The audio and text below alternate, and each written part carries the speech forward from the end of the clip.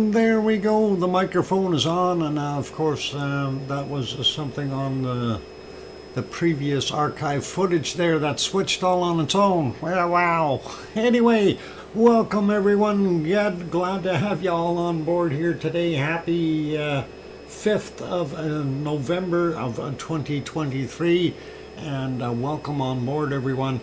And let's see, thanks there, Sasha, and thank you, Piggy, for that welcome, Daddykins. That's awesome. And evening to Peter and Albagirl, and Sue says, hi Doc, I hear ya. All good. And going south also there, I see you there, and thanks John and everyone else. Okay, we'll get to saying hello to everyone in a second or two. First off, we'll start out with our wonderful moderators. Send it back. He put a local skunk from Bunnyland in it. Don't tell her that, Tom. She's not gonna accept it. Darn it! You should keep that hush. And yeah, for those who need to know, yeah, I sent a box to Piggy. She should have it within 2 to 3 weeks, roughly. And of course, that is on the slow boat, and that's expensive enough. Anyway, let's not worry about that part. It's all what the meaning behind it is, because Piggy is a wonderful person, so. Always wanted a skunk descented. Descented skunk might not be a bad pig or pet. I mean, it would actually be kind of interesting when you come along to some place and people see a skunk, they automatically turn and run the other way.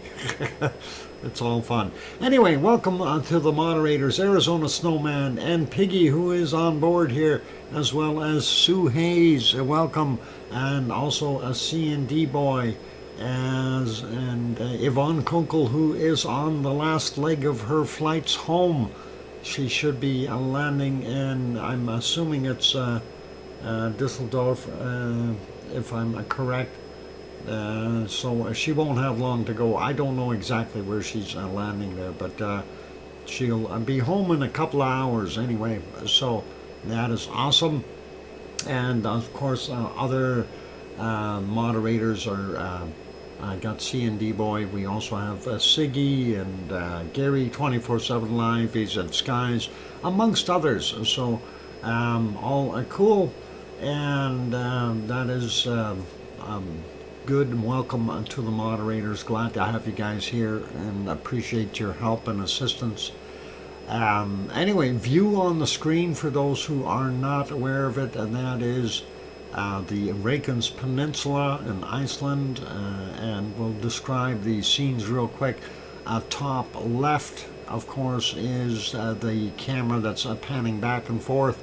And there you see the brighter lights over on the right hand side. That is Schwarzenegger power station, and right beside it is the Blue Lagoon. And of course, that was the anticipation. Everybody was thinking it was going to erupt there. The eruption point has changed as far as what the experts are saying, so that is something interesting. We'll get to that in a couple of minutes. The other shots, bottom left, is of course the Schwarzenegger power station, and looking at the highway, and the other area to the left of that, or to the east. And the bottom right hand view is of course from right near the lighthouse down on the end of the Reykjanes Peninsula.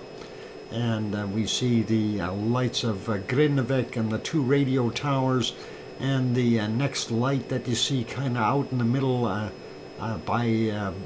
it's a bunch of lights by themselves there. That is our wonderful Blue Lagoon and the power plant behind it.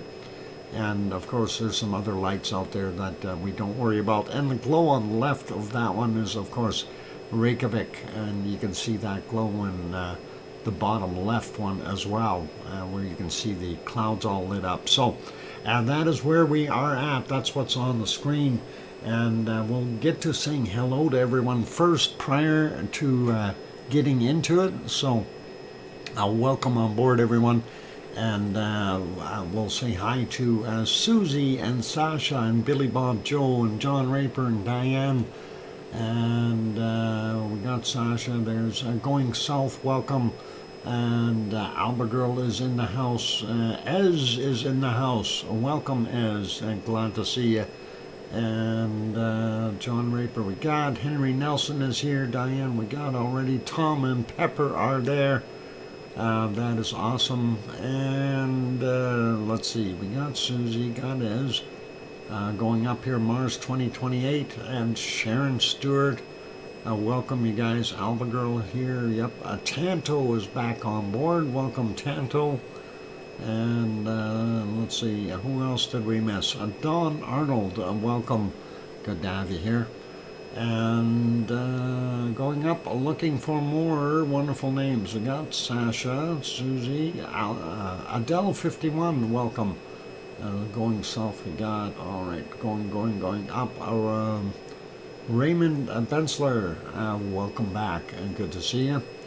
And Peter Greenlees, yep, we got you there and welcome. Still scrolling upward here looking for more wonderful names like Hermione and Fluffy.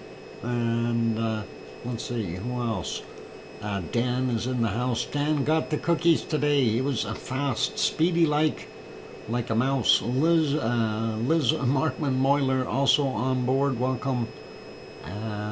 Got Dawn, got that. Okay, scrolling up here, looking for others. There may be a few more hidden away here, like Lizoid. Welcome. And still scrolling upward, looking for more wonderful people. Who else we got in here? And just, wow, lots of repeats, but it's good that you guys are chatting. That's what we want. Brian Perfectibility 999, I hope I said hi to you already. Annie is already here as well. And let's see, we got Billy Bob Joe. Where's the other ones? We need more. I'm looking for other names. Daisy is on board. Welcome, Daisy. And who else? King Colin also here, still going up. And who else we got? No, I'm up as far as I can go. Kevin Williams up in the top there. I didn't say your name. The rest I don't know because I can't see up there. It's already gone. Did I say hi to Diane? I think I did. Henry Nelson. Yeah, we say hello to you as well. Okay, if I did not say hi to you, it's not because I'm trying to be mean or nasty. It's just I didn't see your name. Is she coming? Who is she? Rafe, welcome. And I don't know who. Carla Ott, welcome. And let's see.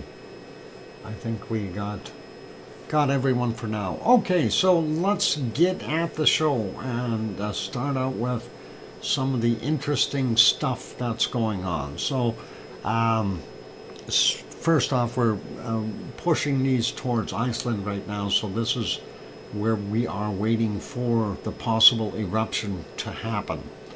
And when we say possible, I use little codey fingers because we don't know for sure yet. Our people are driving on the eruption site. Not good. Well, yeah, sorta. I kind of agree with that, there, Raymond. But that is beyond my control. Mr. Lava Lava, who's Mr. Lava Lava? Anyway, let's take a look at a couple of things here. If we can set this up real quick. Just got to find where the heck. Oh, I had to reboot, so everything is in a different place today. And it's hard to find things. All right, so we'll start out with looking at a couple things that we may have seen before, and let's go over to this page so we can look at these a little bit easier. Now, this one here, of course, they kind of show you the box. I can actually load the other shot of that image. It's a little bit bigger and easier to look at, I think, if I can find the darn thing. Where did it save it? I don't know. Hang on, maybe I should check the other file. It happens to me all the time, trying to find these things. Okay, I did find it. So we'll make this a little bit bigger so you can see. And we'll try to do it that way. Okay, so you see the big square box, the dotted lines there? That is no longer where it is, where they're thinking that the eruption is going to take place. And yes, I'm going to get my crayons out, and we are going to color it green, I think, to make it show where the new possibilities are.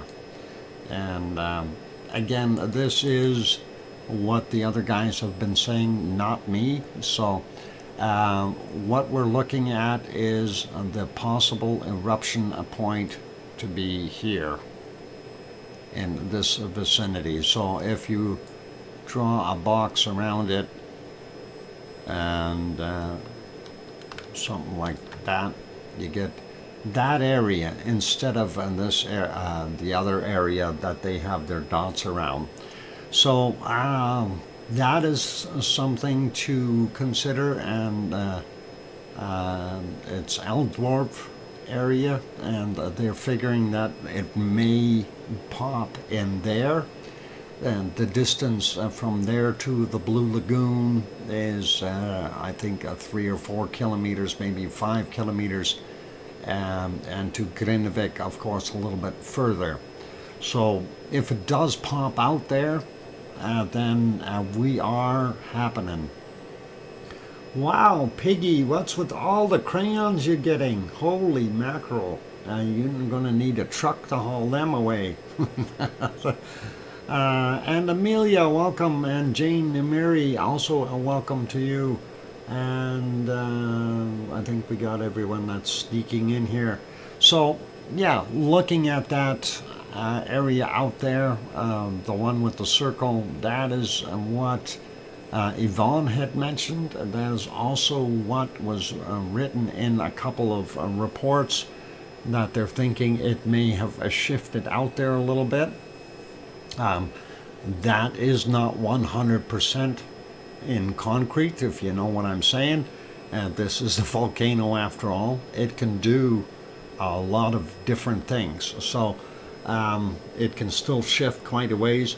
And if magma is indeed somewhere between 4 and 5 kilometers down still, that means it could travel 4 or 5 kilometers to the left or right, or even further, depending on where it has the opportunities. But in a way, it's very, very good news to see that the eruption, if it does take place out there, that is a better place for it than over beside the power plant and the Blue Lagoon, of course, and Grindavik, because there it would not impede on too much, and they have a better chance at putting up any kind of a berm or something if they need to.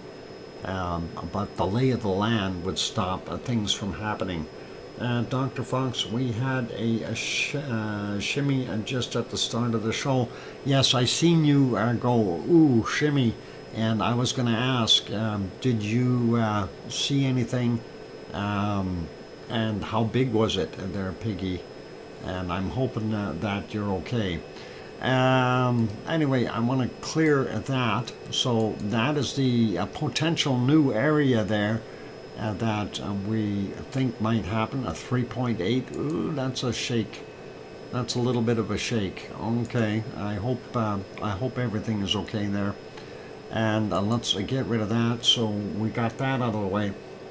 Next report, of course, was this one, and this is where they're talking about all the quakes, and that is getting into the multitude of. They had a bunch that were listed as fives this morning. There was 3 of them. We had a 5.1, a 5.3, and a 5.7, and they have since downgraded those, which is kind of odd, but that is this stuff in here that you see packed up. So this may be a good sign, though, the fact that these were larger quakes. Anyway, following yesterday's relatively calm in seismic activity, quakes have again picked up significantly early this morning, along with hundreds of small quakes. 2 magnitude 4.2 hit about 6.5 kilometers northwest of Grindavik this morning at 6:32 and 6:45 local time. The quake occurred at a shallow 2.1 to and a 5.1 kilometer depths, presumably indicating where the magma is currently intruding. Okay, and it being out in the water, we may still have an offshore eruption as well. So this is something. Tension remains as to whether and when a new eruption in the area might start. But with a seismic swarm and a ground deformation ongoing, the chances of it having been increasing by the day. So that's what they're saying. We're going to see an increase. Next report is this one, and what they're saying, Reykjanes volcano update. If there's an eruption, it will likely be, and they talk about where it is, and 6 kilometers northwest of Grindavik, and that's what they were saying originally, and now that has shifted a little bit. So this is a little bit out of date already as far as that image is concerned. So it will likely be further out from what we're seeing. So this is already outdated, and we're going to leave that one alone and not worry about it. We'll carry on with the next report, and the Reykjanes volcano update continues inflation, continuing inflation on the ground. So they're talking about the Icelandic Met Office GPS station. It clearly shows the ongoing ground deformation as intruding magma underneath is creating a bulge of the surface or the affected area. Okay, since the start of the crisis a week ago, Grindavik has thus moved approximately 4 meters to the southeast and 5 to 6 centimeters upwards. So that is pretty interesting. So Grindavik moved almost 2 inches to the southeast and almost 3 inches upward. That is pretty incredible, and that is an awesome report. And of course these reports can be had at volcanodiscovery.com. So that is really something quite neat. I don't think we can tell too much from the smaller photo there, but just I figured I'd pop that up. But yeah, it's kind of neat to be able to see the uplift and the movement. So neat. Next one, and I know I'm going into the break time here. Here's where they're updating what we were talking about here.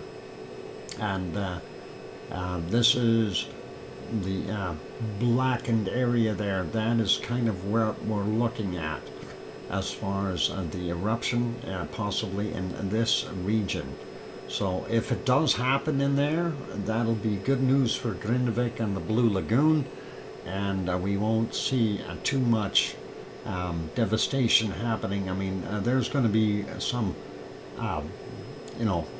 detriment to it happening there, of course, depending on how vigorous of an eruption it is. But if it happens there, we're better off than if it happens over here beside Thorbjorn, or takes out the Blue Lagoon or the power plant. This eruption could still affect the processes over here at the Blue Lagoon and the power plant, though, so that's something to bear in mind. And that's kind of it for that one. I don't know if they had other things. No, that's crystal stuff. So they're saying nearly all of the quakes have been centered around Aldvorp crater system, about 5 kilometers southwest of the Blue Lagoon, 6 kilometers west of Grindavik. This is probably the most likely location of a new eruption, which has a series of potential to distribute the energy to disrupt the energy plant, as well as threaten one of Iceland's most touristic destinations. And here's a shot, and I don't know if that'll make that bigger. Hang on, let's see if we can make that. Let's do that here. Let's see if that'll show it. That's not much bigger. Come on, I want bigger. Zoom. Where's my zoom feature? It doesn't want to zoom. Bigger. Bigger. There. We can see it a little bit better. All right, so yeah, that's kind of what we see. That is the system there, and you can see that is kind of from the north east looking southwest along the row of vents.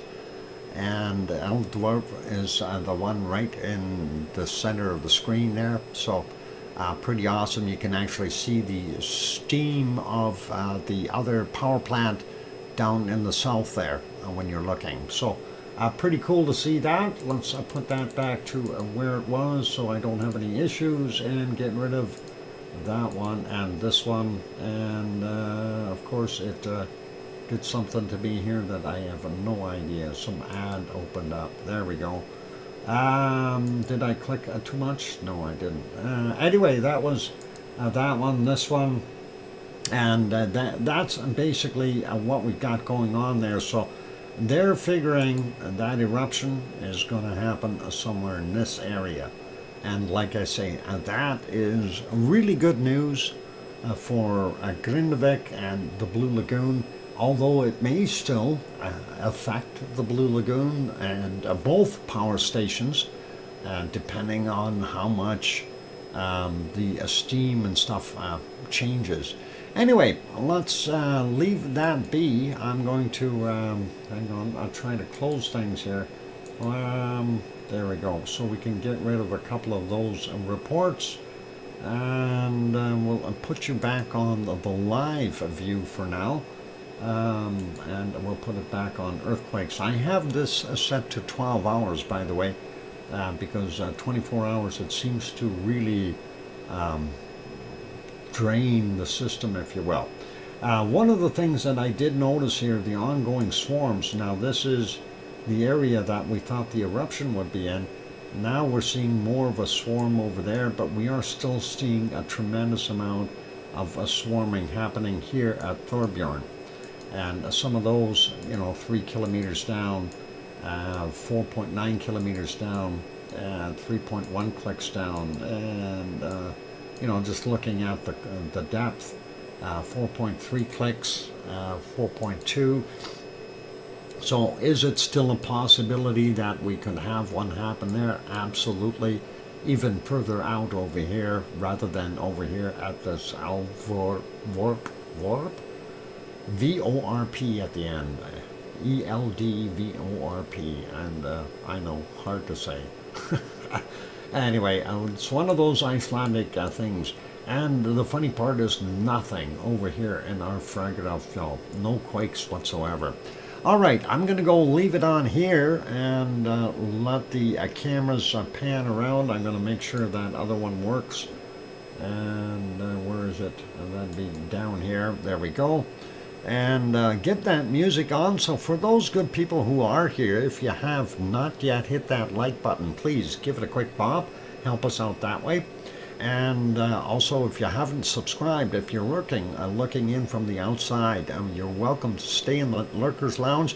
But hey, subscribe to the channel and help us out and grow our wonderful stream. All right, on that friendly note, I'm your host, DrFox2000. I'm going to be back in 5, 6, or 7 minutes. Maybe not 10. Well, that's too long. I'll be back. Here's some music. Don't go away. Thanks.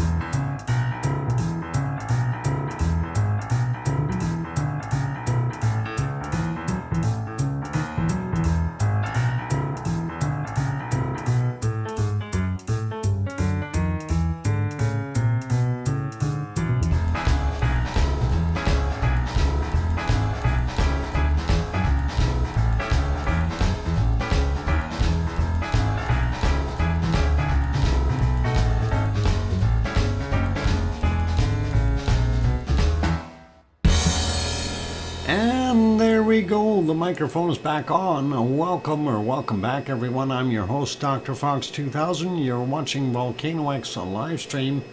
And thank you for the welcome backs from John Raper and Sue Hayes and I don't know, Hermie and Fluffy and Jane and Mary as well. And I'm sure there's going to be more. But thanks, Chanto.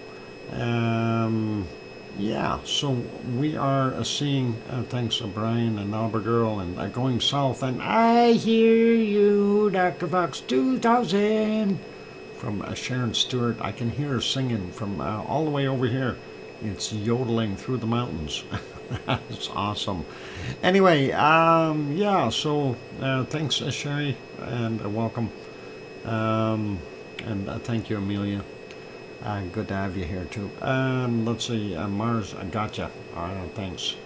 Okay, so yeah, sing it, that Doc. You got it. I try. Anyway, so we had kind of a brief look at what we think is going to transpire there, shift in the eruption location, and again, we have to kind of take that with a grain of salt, but we know it's volcanic in nature, so there are just a lot of variables.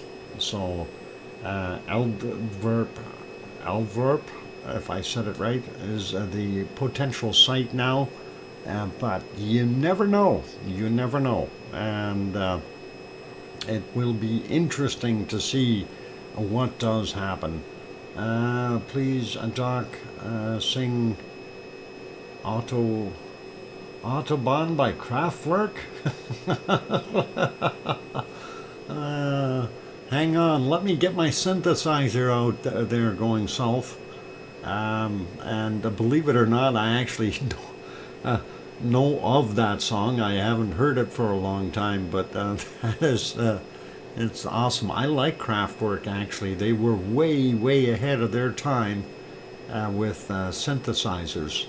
And I mean way ahead of their time in comparison to the rest of the world. It'd be very current right now, so pretty cool.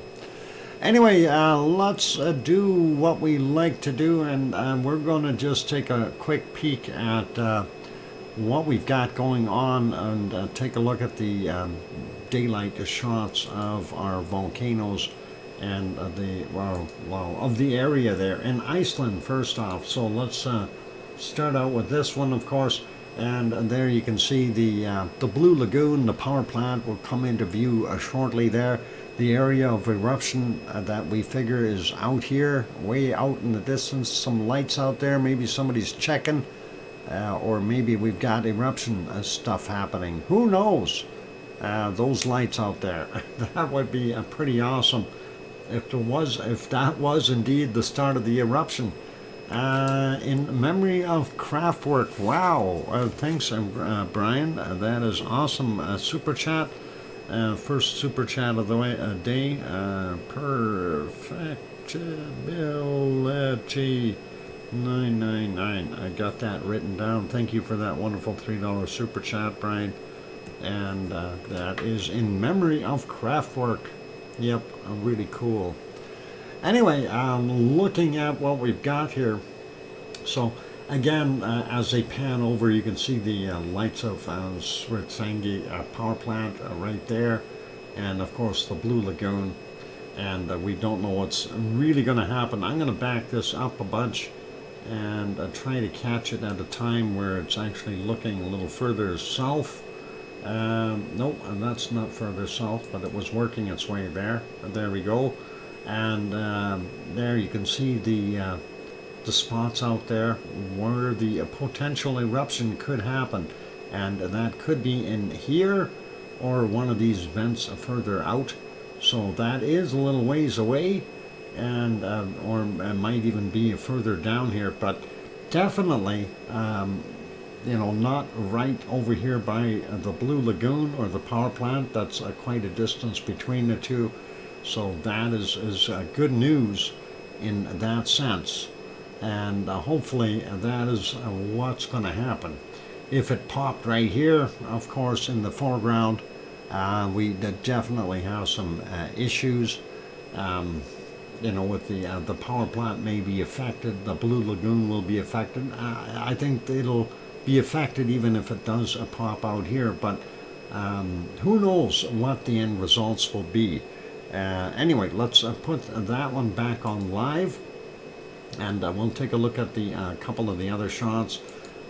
This one is no longer working, and that was actually of Rebby. Let's see if we can see something. This is going back to 137. We could see it, so that is our Rebby vent, and K-Lear over here, and of course Reykjavik in the background, and nothing really happening there. It's quiet as all get out. So and that camera, I think, is missing some power, and that's likely what's happened there.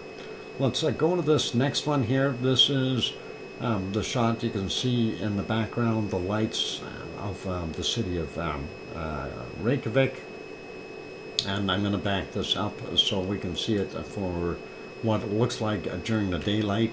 And there you can see it. We are on Thorbjorn. There's the power plant of the hotel, and there's the other mountain on the other side, and again lots of quakes happening in that area as well.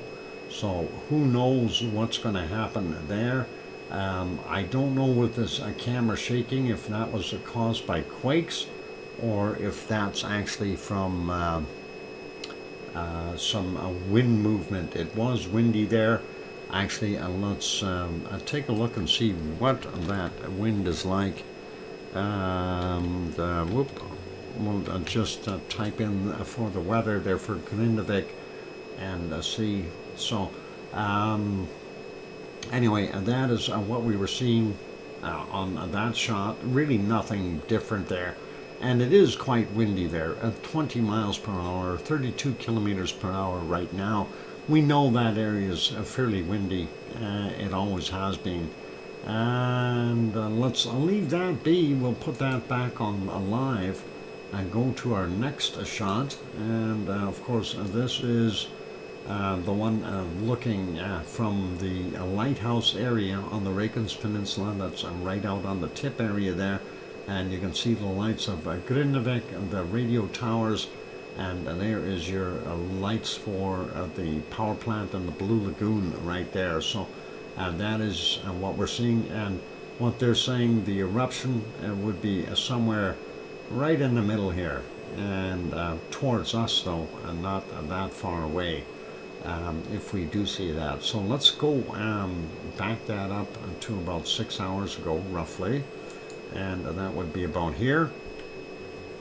And there you can see in the foreground this row of craters, and that may be where it will erupt. So if it does erupt over there, that'll be an awesome sight. Here you can see a Thorbjorn right there, and the smoke from the Blue Lagoon, or steam, coming out there, and kind of hiding behind the other vents here. So those are in the foreground, of course, the vents, and they are blocking some of our viewpoints. But if the eruption does happen there, this will be a nice shot, especially if we have 1,000-foot high lava plumes. Now this will be an awesome shot to be able to see that with. So let's leave that one be though. You can still see our steam vent steaming like crazy here, that geyser, and looks like they are letting off extra steam from the power plant, which is just on the right hand side or left hand side here, although we don't see any of the other extra venting areas here giving off steam. So not too hot for them to handle as far as what's going on underneath there right now, but still an awesome sight to be able to see that, and hopefully we'll see an eruption out here, and that would be really cool to be able to witness that. Anyway, I've put it back on live. We're going to make that one smaller. Going to the next one, we're going to have a quick look at what it looks like there in the capital city right now. And there we are. That is our wonderful Reykjavik. This is, of course, from the Perlin Center, and we are looking at the downtown core area, and that is pretty nice. There's something going on there with some blue flashing lights. Somebody's in a hurry, so hope nobody's hurt and everybody's okay. Anyway, that's what the view is there. If we back up that a little bit, that's about 7 hours ago, and that is what their day was looking like at just about 3 p.m. So not that bad of a day for them in the capital city. And we'll put that back on live, and we'll make that smaller. Go to the next one, and I know we're going to run short of time here today, so that's okay. And we can't see too much. This, of course, is not on live. Why is that not on live? There we go. That is live. That is the edges of Katla. Let's see if we can see it. Yeah, it's under there, but very, very cloudy over there, so likely not going to see a heck of a lot of Katla today. Oh, maybe we can. There's the snow pile, and you can see it as snow and ice, and it would be right underneath that area up here. That is the caldera, buried underneath all the glaciated material. And if we go back a little bit further, does it clear up anymore? I don't think it will. No, well, sort of. You can, at least you can see the top of it here. So pretty awesome. 1 minute warning. Thanks. I appreciate that. Thanks, Sue. Let's put that back on live, and let's make that one smaller as well. And this is the other side of my Katla, and we'll back that up a little bit, about 6 hours, 7 hours ago, and see. And that view was not that good, so well, you can see it a little bit off in the distance there, and between the clouds and things. More cloud, just what we always like. Anyway, that's it for Katla, so not that great of visibility. Let me put it back on here. I did notice some northern lights shining through earlier here on this shot as well, so pretty awesome to be able to see that again. And we'll put it back on the multi-view if we can get it there. Hopefully I've got it in the right spot. I do. And we'll let that be on there for the duration of the break. So don't go away. A lot more to come, ladies and gentlemen. And of course, when we get back from the break, we've got bacon seeds. I like those. Anyway, it's a time, so let's throw some music on. The music, as Mr. Arizona Snowman says, we want to hear the music, yeah? Here it is. And hit that like button if you haven't done that yet. Also, if you're sitting in the Lurkers Lounge peeking in and haven't yet subscribed, consider subscribing if you feel we've earned it. I'm your host, DrFox2000, here in Edmonton, Alberta, Canada. I will be back in 5 or 6 or 7 minutes. Don't go away. Thanks.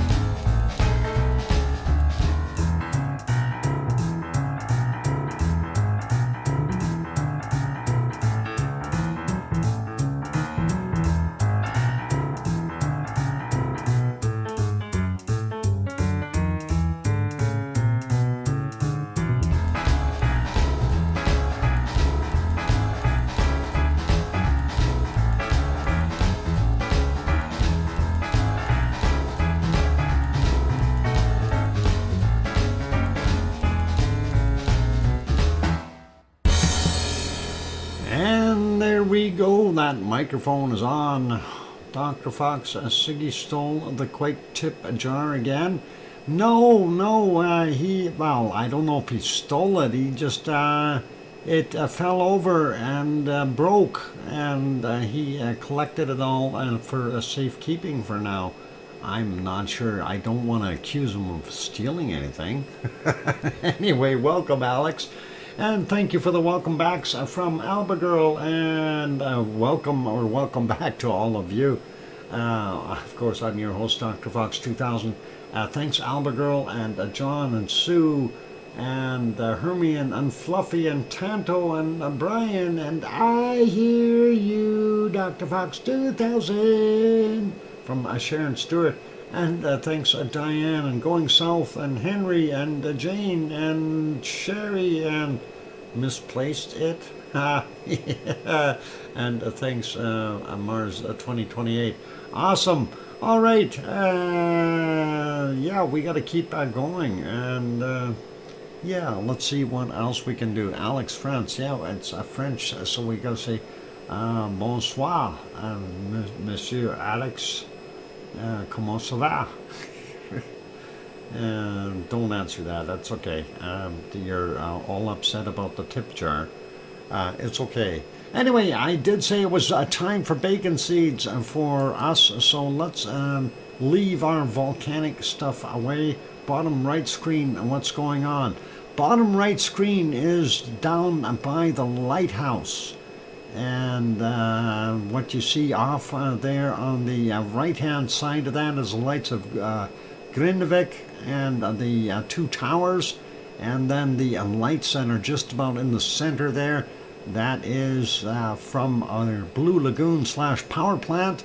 And the possible eruption area is in the foreground towards us, about 3 kilometers or so, 4 kilometers.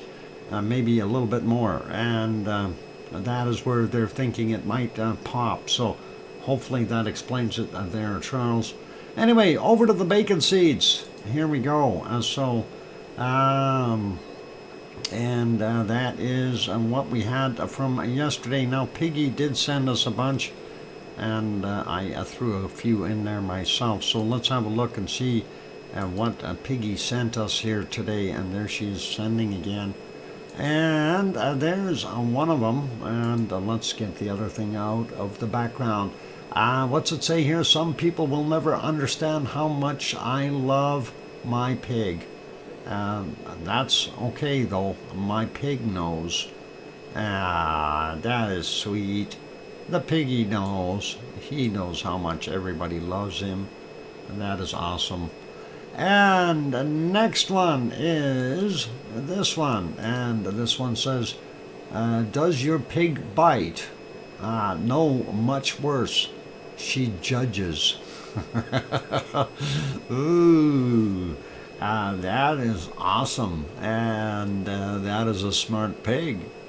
That is a pretty cool, a judging pig. Yep, that is pretty good. Let's see, next one. What's this one say? Pigs don't speak, but only listen to those who know how to listen. What? Oh, pigs do speak, yeah, but only to those who know how to listen. That is awesome, and that's some pig facts that we've got here today.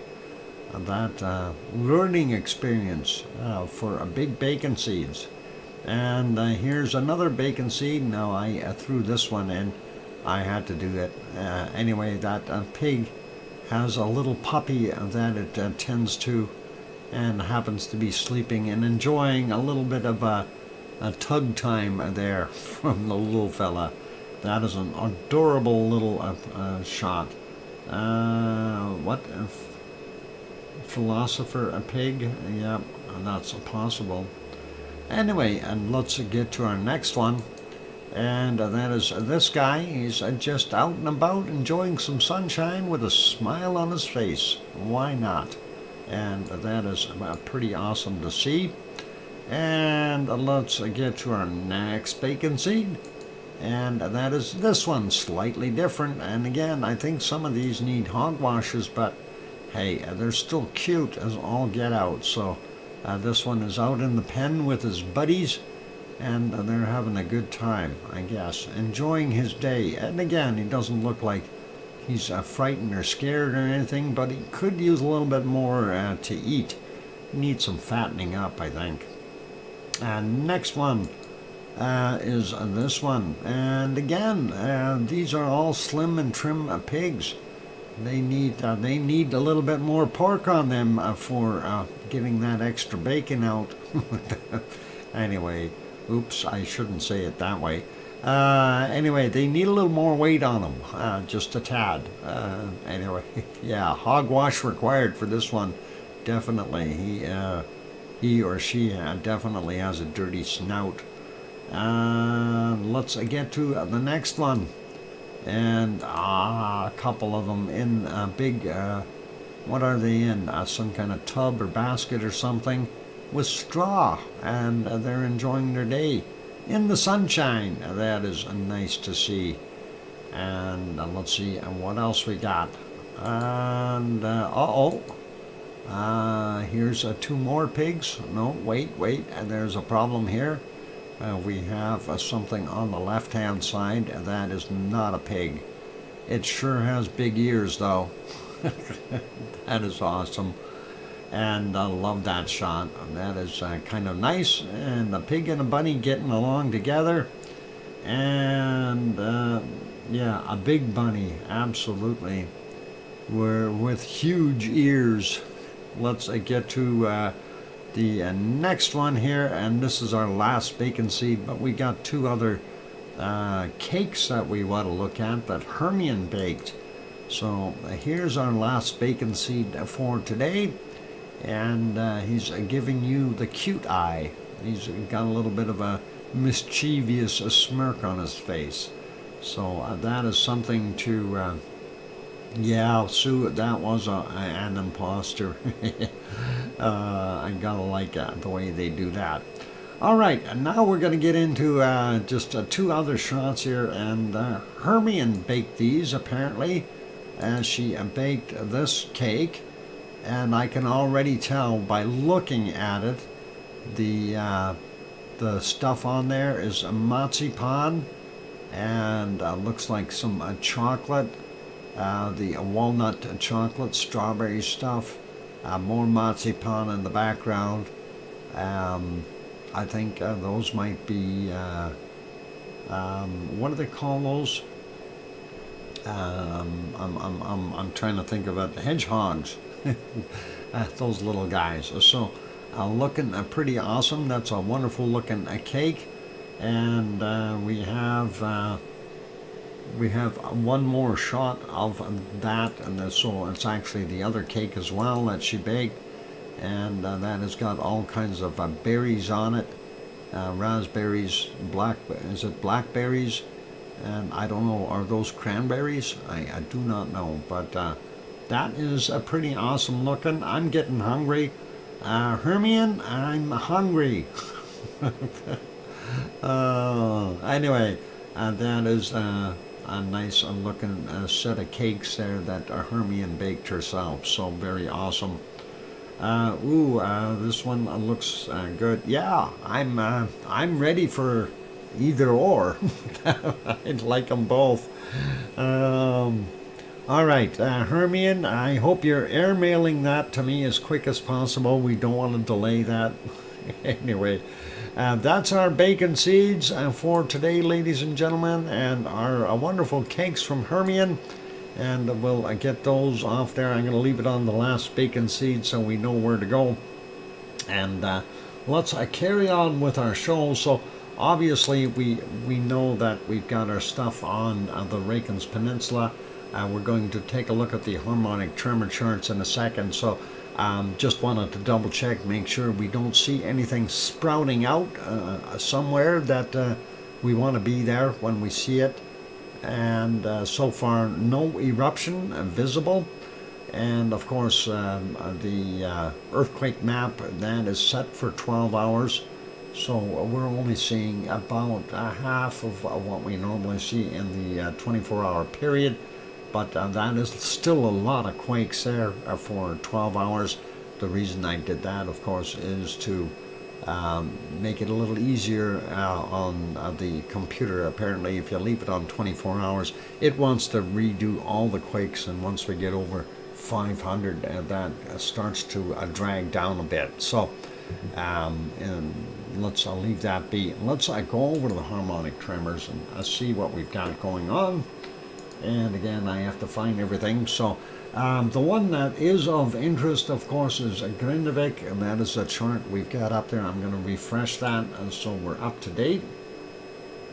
And there we can see this morning's earthquake activity spikes right off the chart, and another one's right around midday, but things have subsided a little bit. So it's always the calm before the storm, but we'll see. I think the ground might burp soon. Well, we don't know, because right now we're seeing it kind of settling down a little bit, and that is something to consider as to what's happening there. There were, of course, a couple of the other places that we wanted to take a look at. The HRV chart a little bit further to the east, and we see that same spiking, but not as intense. As far as our magmatic is pretty much steady. We did see the seismicity go up in here, you can see it, but that is that green color, but it leveled off way down. So not that much happening beyond that. Now there was a couple of the other charts, and I'm going to have to actually go back over to the other map to refer to that, to the earthquake map, because I don't know what they are, and what I'm going to do is actually put this down to 10 minutes so we get rid of them. And they took all my stuff away. Darn it. Seismometers. And so the ones that we wanted to take a look at, there's two in the area. That's the, what is it, Ralph Hall, if I said that right, the RAH, and I actually am going to write that down so I remember. And that chart, and the other one up here is the LEF, and LEF, that is very, very close. The area that we're thinking could erupt is right here, and if that is the case, well, that is what we're going to have. So looking at those two, the other one is, of course, Grindavik over here, and that'll kind of triangulate for you, and you can see where the epicenter may end up being if you use those to measure things. You have a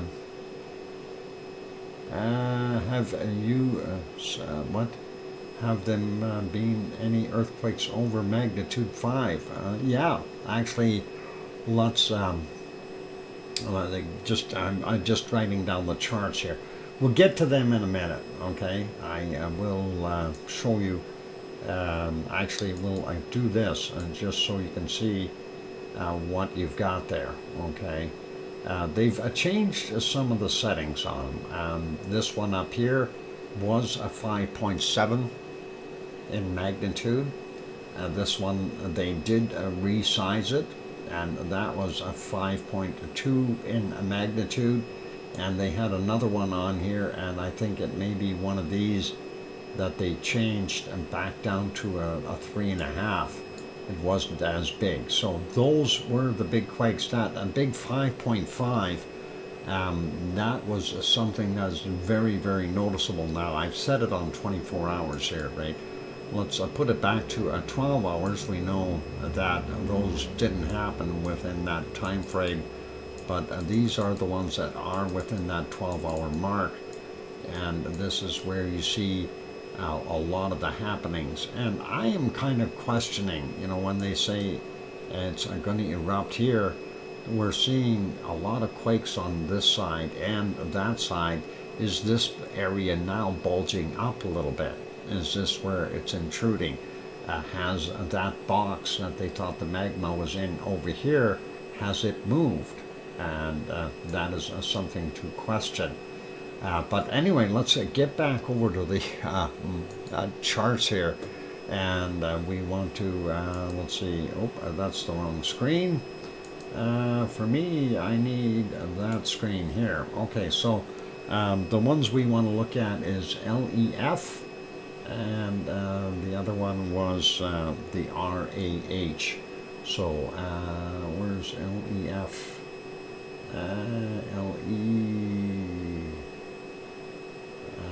No, did I write that down wrong? LFE, maybe I wrote it down wrong. Yep, I must have wrote it down wrong. Dyslexia, darn it. LFE is what it is. Okay, got it. And that was my dyslexia that did that one.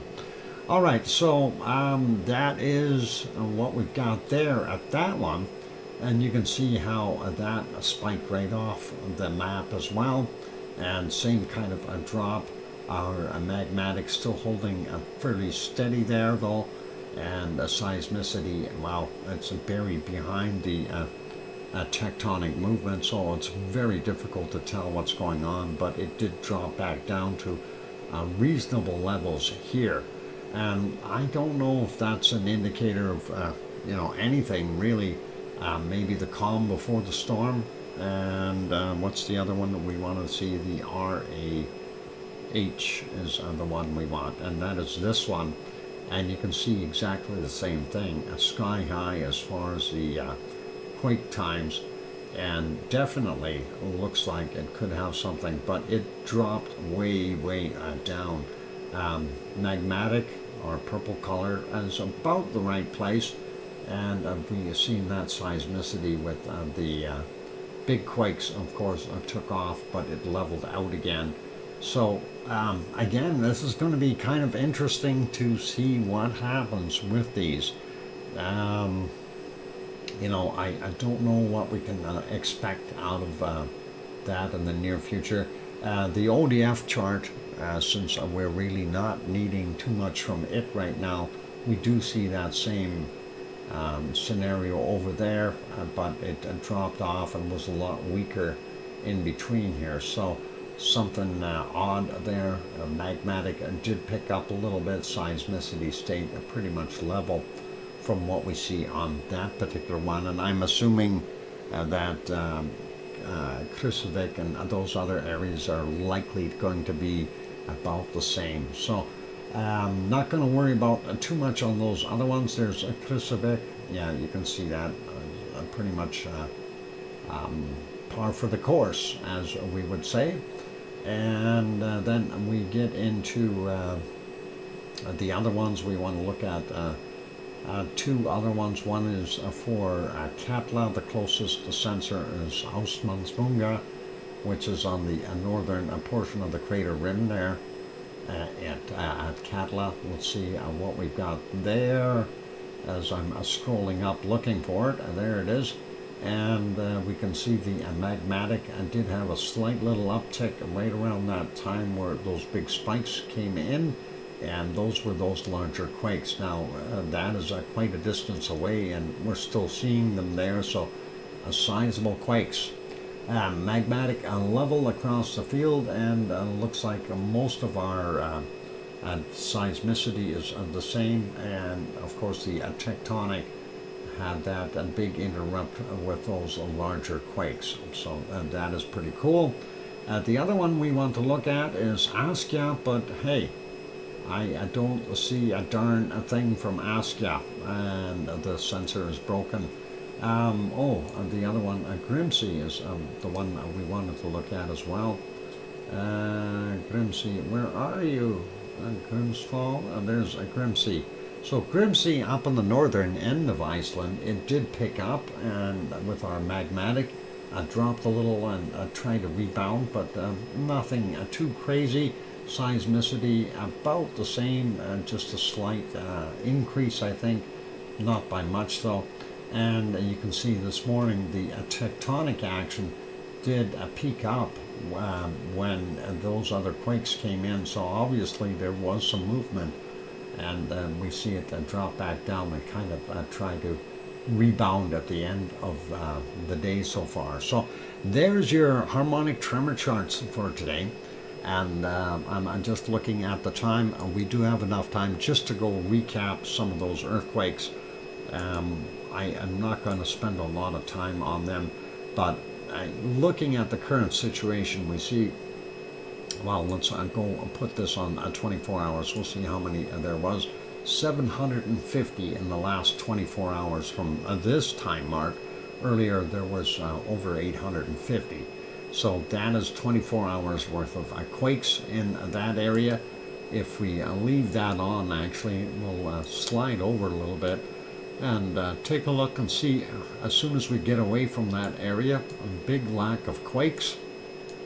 We do have some down here, but again, you know, in general, when we're looking at this area, very, very few quakes in the eastern portions or south end here down by Katla. There are a few, so that looks pretty splotchy over on the left hand side there, or the southwestern side. The ones here at Katla, we had a 1.6, 5.2 clicks down from 734, and this is Eyjafjallajökull, and that's from 2.3, 1.1 kilometers down from 1212. And another one at Eyjafjallajökull, and that is a 1.1, 550 this morning, and a 1.8, 6.9 kilometers down from 1549. And then up in the north there, 1.3, 1.1 kilometers down from 232. And not too far away from Hekla, we have a 0.4, 5.2 kilometers down, 533 this morning. Not going to worry about the other ones. And again, there's so much on the map in there that we're not going to worry about it.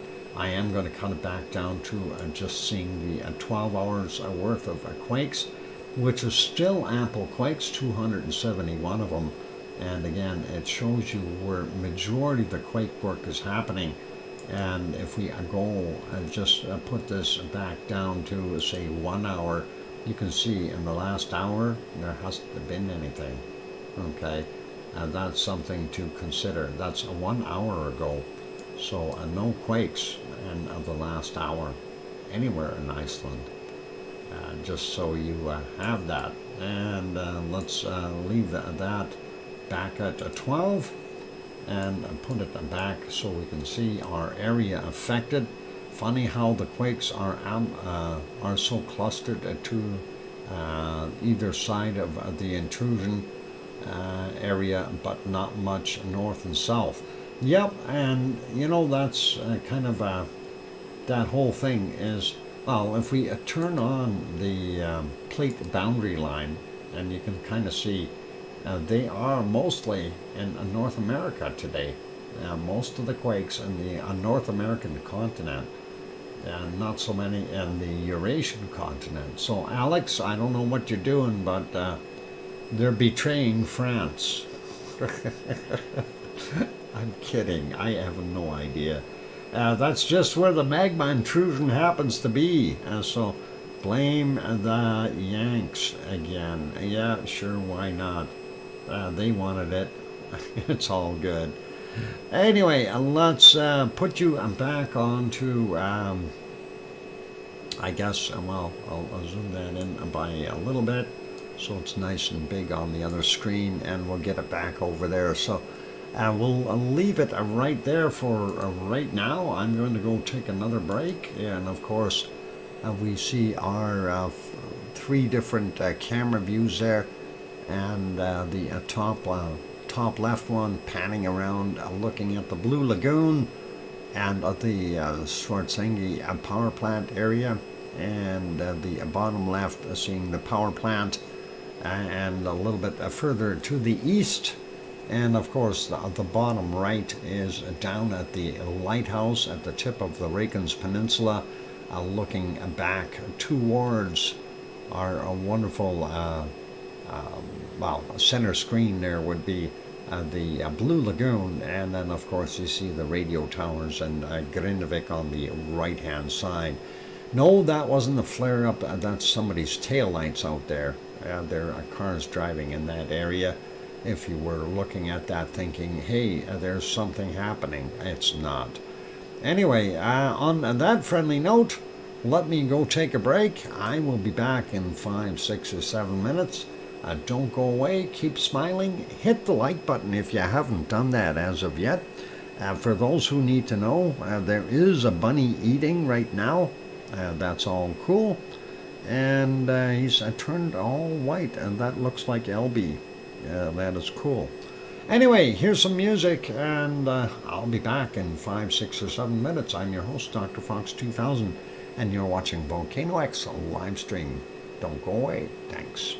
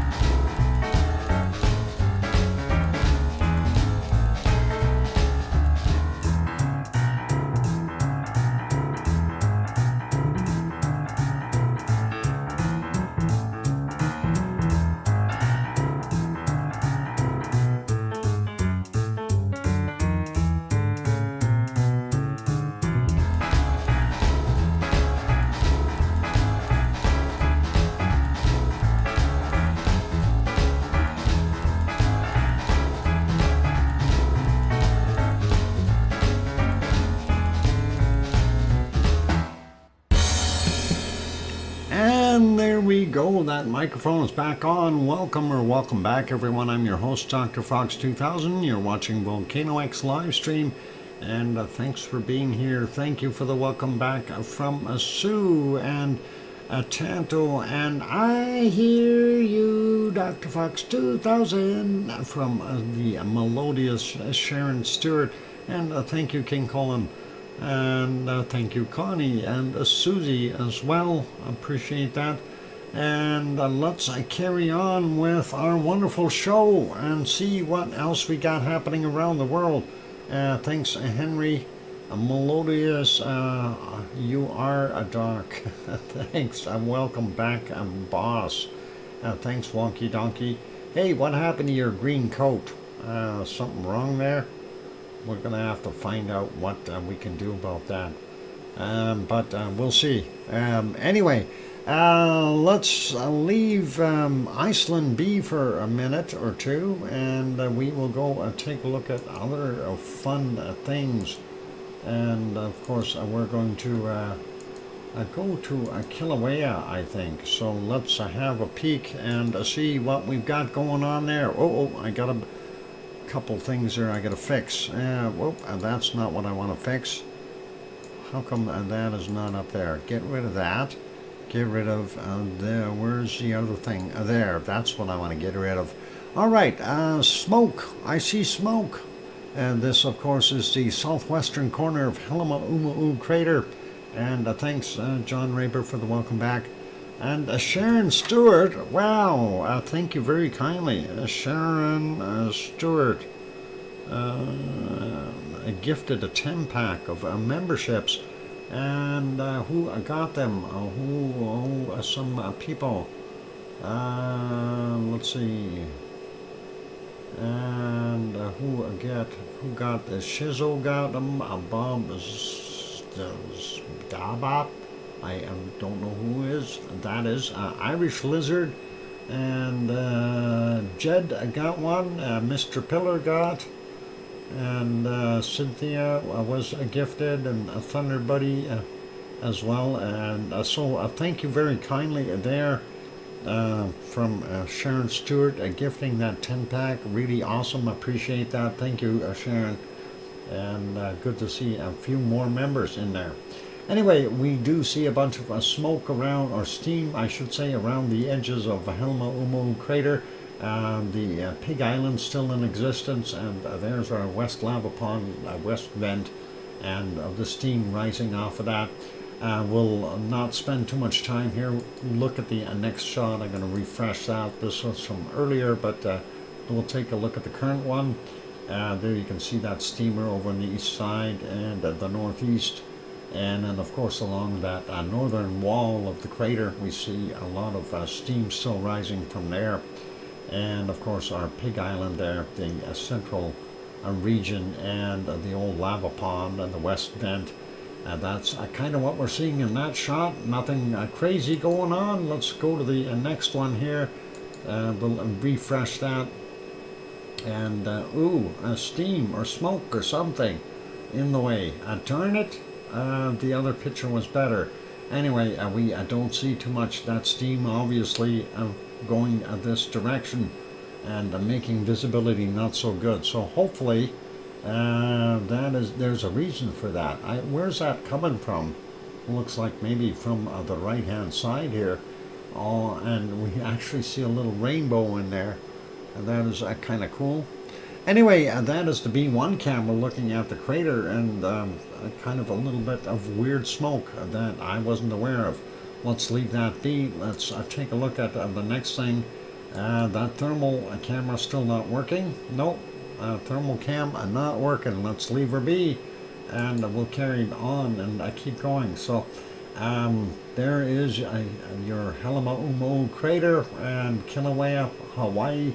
And not erupting yet. Going to make that one smaller and leave it there. Let's get to our next volcanoes, and those ones will be in Mexico. And let's see what we got. Whoop, there we go.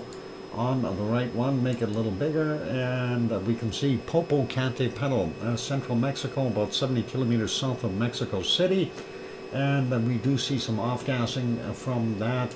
Earlier it was a little bit more active, and let's see if we can get it to come up. There you go, and you can see a lot of pluming coming out there, mostly a whitish colored gas. Not seeing too much in the lines of dark material in there. No heavy tephra or anything like that. If we go back a little bit more, you do see a little bit of a puff here at 9:54 a.m. That was definitely darkened, so it had some ash in it, etc. And of course, if we let that go, you can kind of see it was dissipating fairly quickly. And let's see what else we've got here. Maybe a pop back to the golden time, and that would be somewhere around here. And it is indeed golden, 6:39 a.m. And that is what the plume looked like at that point. Then we get into the nighttime shots, and you can see that steam coming off. At first, when I seen this, I did scoot back earlier. I thought, hey, just going across it real quick, I thought that was a magma coming out of there, or lava chunks. But then I stopped on it and go, nah, they're just floaties. Gases. Anyway, that's what we got. Going back a little more, 5:18 a.m. Beautiful starlight there, and not much happening. There is a glow in the caldera, so you know that there is some hot lava in there doing its thing. And there we go, all the way back, 4:46 a.m. and nothing too crazy there. We'll put that one back on live, and we'll leave Popocatépetl in Mexico be. The Magic Dragon, Trek 15 is here. Welcome back. Haven't seen you for a while. Torimi, I'm not chatting much, just watching, but thank you all for the nice welcomes. All right, yep, you can. I'm more than happy to sit in that Lurkers Lounge there and enjoy the show. So, very cool. Next one is, of course, our wonderful Guatemala volcano, the one that we love so much, and that is Fuego.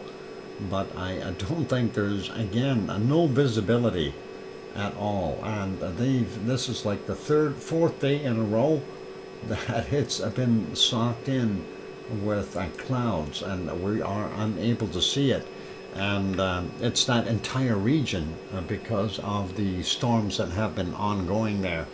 And so it's not just Fuego, it's the other ones as well. Going a little further south, though, we see down there at Masaya volcano in Nicaragua. This was a shot from 1:14 p.m. There you can definitely see the large plume coming out and heading skyward, and looks not bad. I'm going to refresh that picture. So that is the current one, 4:50 p.m. there, and you can see it off-gassing fairly well. Next one, Recon de la Vieja in the jungles of Costa Rica, and just in time for them to switch the shot. Anyway, you seen it. You seen the clouds. It's all nice. Apparently it's loading. We'll maybe get back to that. Let's go to the next one. We're going a little further south. That Recon de la Vieja is in Costa Rica, Central America. And next one we're looking at is in Chile, and that is in South America. And we can actually take a look at Laguna del Mole first. Really not much action there, just the sunset, some stars going by, and it getting darker, so we'll leave that one be. The other one, of course, is Villarrica volcano, and that is in central Chile. And you can see all those different flavors of shades of clouds going by. And we'll leave that be. I'm going to see if we can refresh that, and maybe we'll get lucky and be able to see it. All right, they don't see anything happening at Villarrica. Maybe just a tiny bit. We do see Laguna del Mole, and it's still got a lot of snow there, so that's all good. But very little coming from Villarrica. Just a tiny, tiny break in the clouds there for a split second to be able to see that there is still snow on it. There it was, and that was it. So, not anything to write home about. Let's see if Recon de la Vieja did show up, and there you can just barely make out the edge of the caldera in the jungles of Costa Rica, and I'm able to tell what's actually pluming off, if this is coming from the volcano or not, because of all of the other cloud in the vicinity. It may be off-gassing, but it's really, really hard to tell. Blink and you missed it. Yep, you bet, Trek 15. And there, this one is gone again as well. Let's put it back over here and get to our next volcano. And that is going all the way over to Java in Indonesia. And that, of course, is Merapi. And will Merapi make us happy? Yesterday it was so-so. Today, I don't know if we're going to have much of a view. Let's take a look here. This, of course, right now it's 5:54 a.m. there. Let's see what we've got here. This is going back about 5.5 hours. And hey, look, it's stuff called bacon. It's coming down the hill. And we do have a little bacon. Not very much though, but it is bacon nonetheless. So that is Merapi. Let's expedite that a little bit and move it forward. Oh, we kind of had a second pulse there as well. So a little bit of bacon coming down the hill, or a third little pulse, maybe a fourth one. So yeah, tiny bit of bacon, and that is not that bad. Let's see if we can spot any more. They changed camera views and just earlier there, so the other angles are going to be what we see. And I'm going back trying to spot more. I guess they've got a lot of cloud down there, so hard to see. Anyway, there you can see the top of the caldera, some glowing on the other side, which is interesting as well.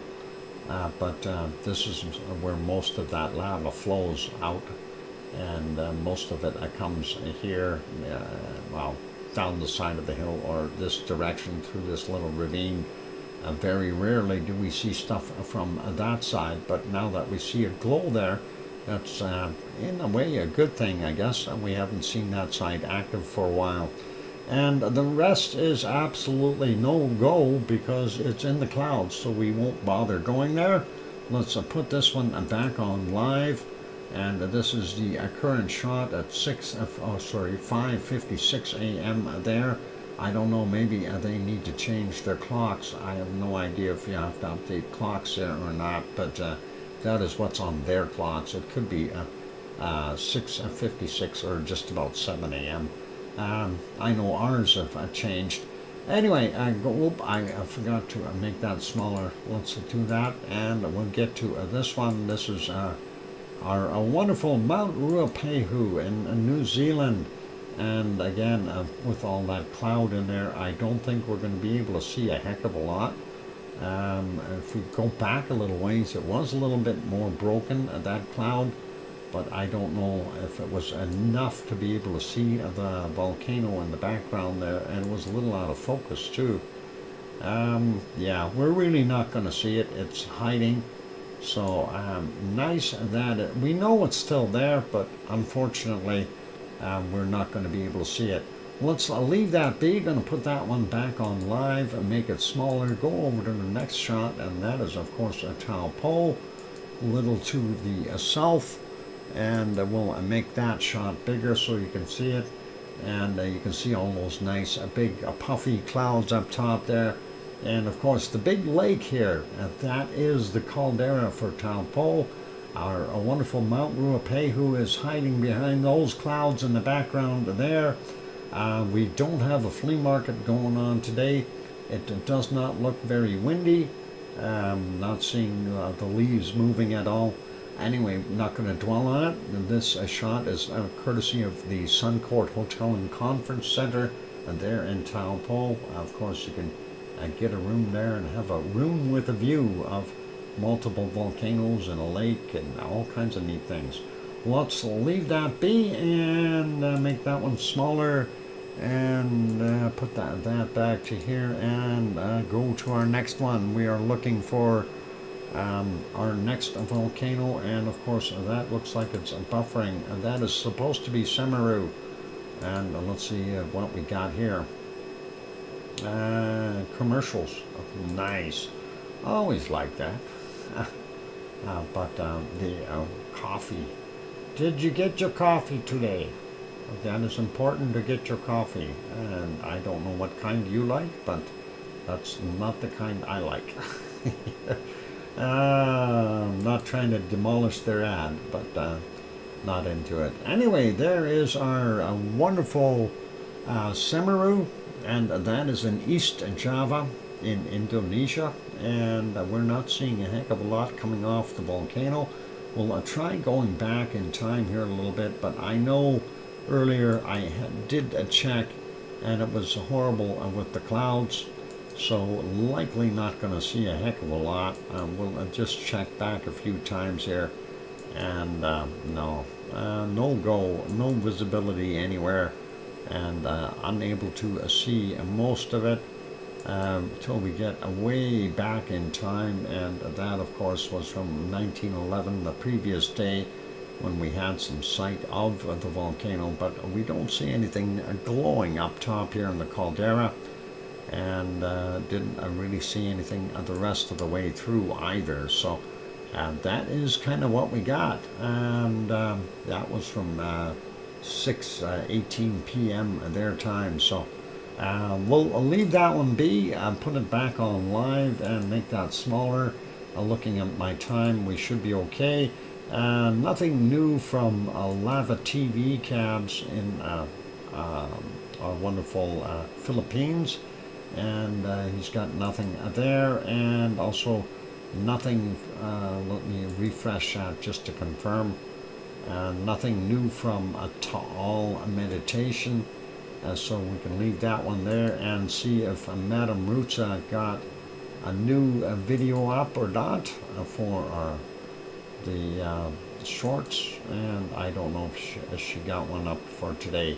No video for today, so we are not able to see what's happening there, and we'll leave that be. It is a time for me to have another break. A quick peek at the Reykjans area. Not seeing anything there. I'm going to put you back on canned lava for now, and we'll go from there. So let's see what we can do here to just give you a lava fix anyway, and that should be right there, and we'll turn on that little thing so nobody gets confused. So yeah, enjoy that. What, I got my coffee just now. Thanks, Doc. All right, awesome. Yona, frequent earthquakes tonight.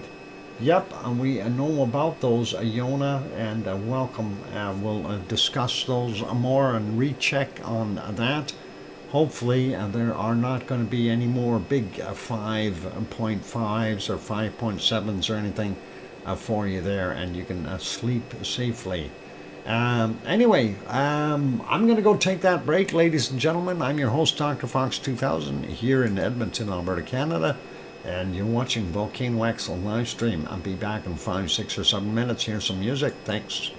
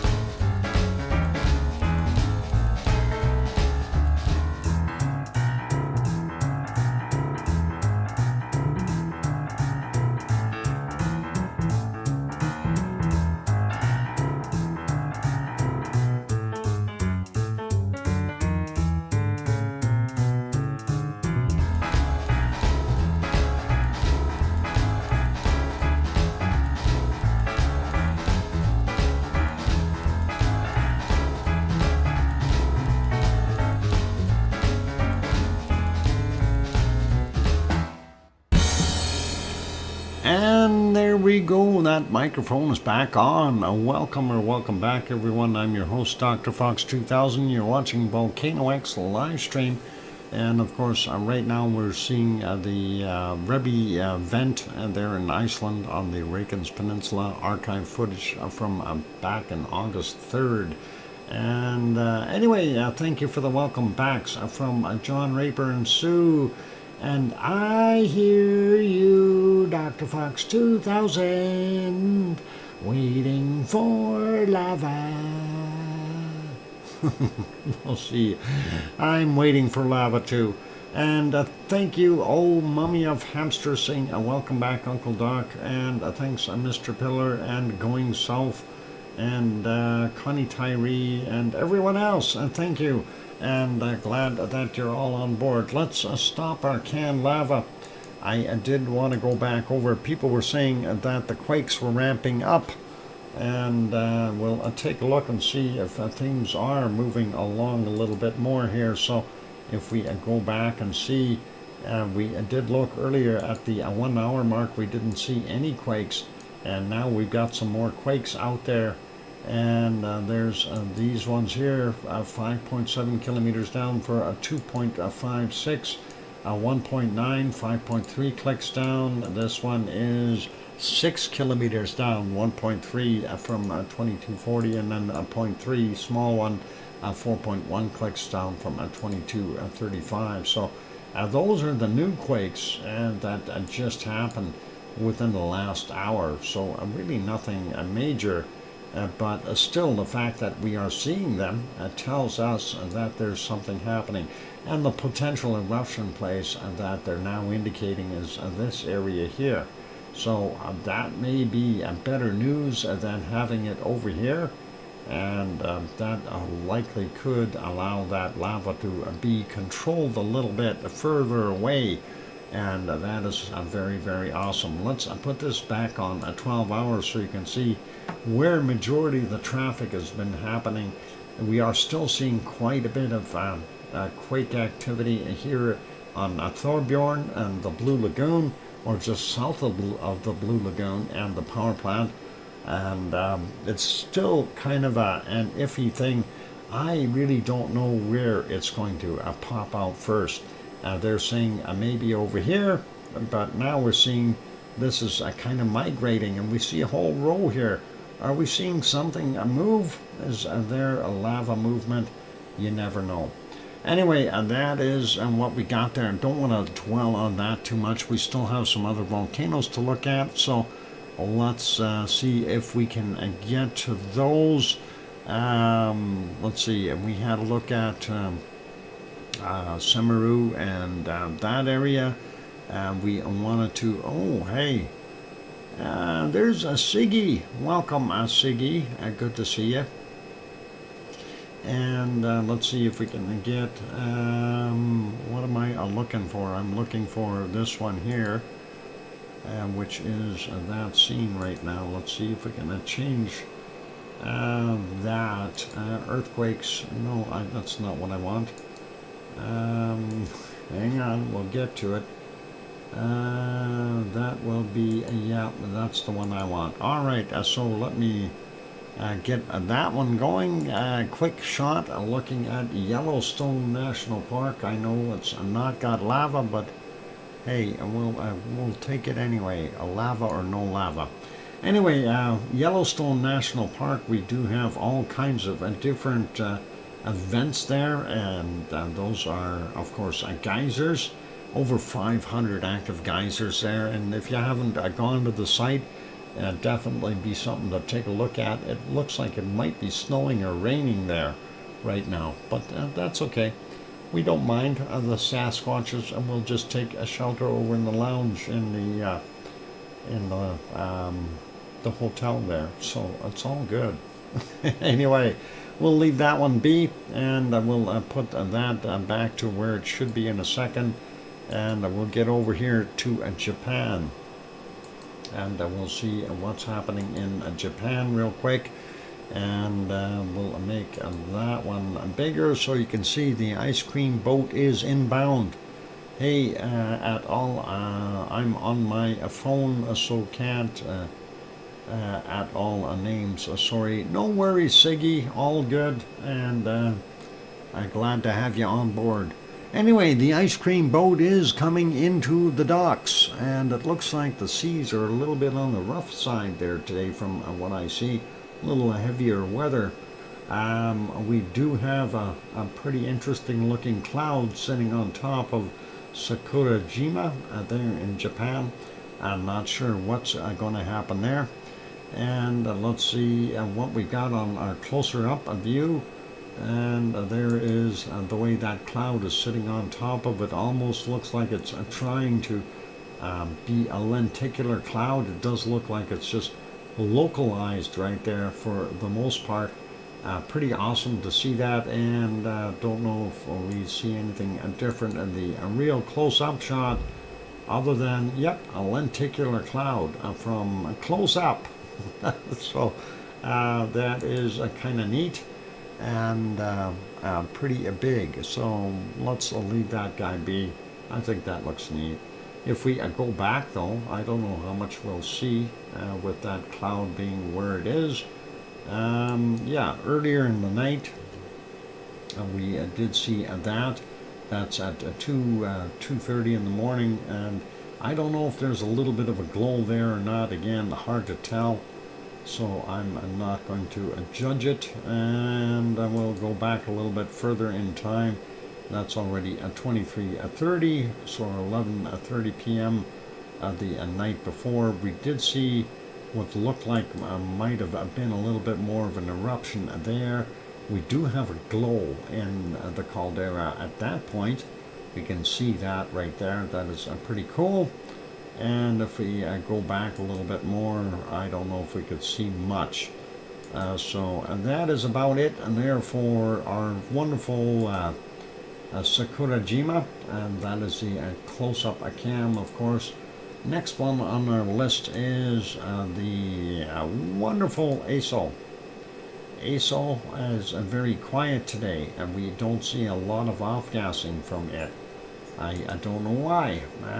Well, maybe a little bit right there, just as we ordered it to. That looks pretty awesome.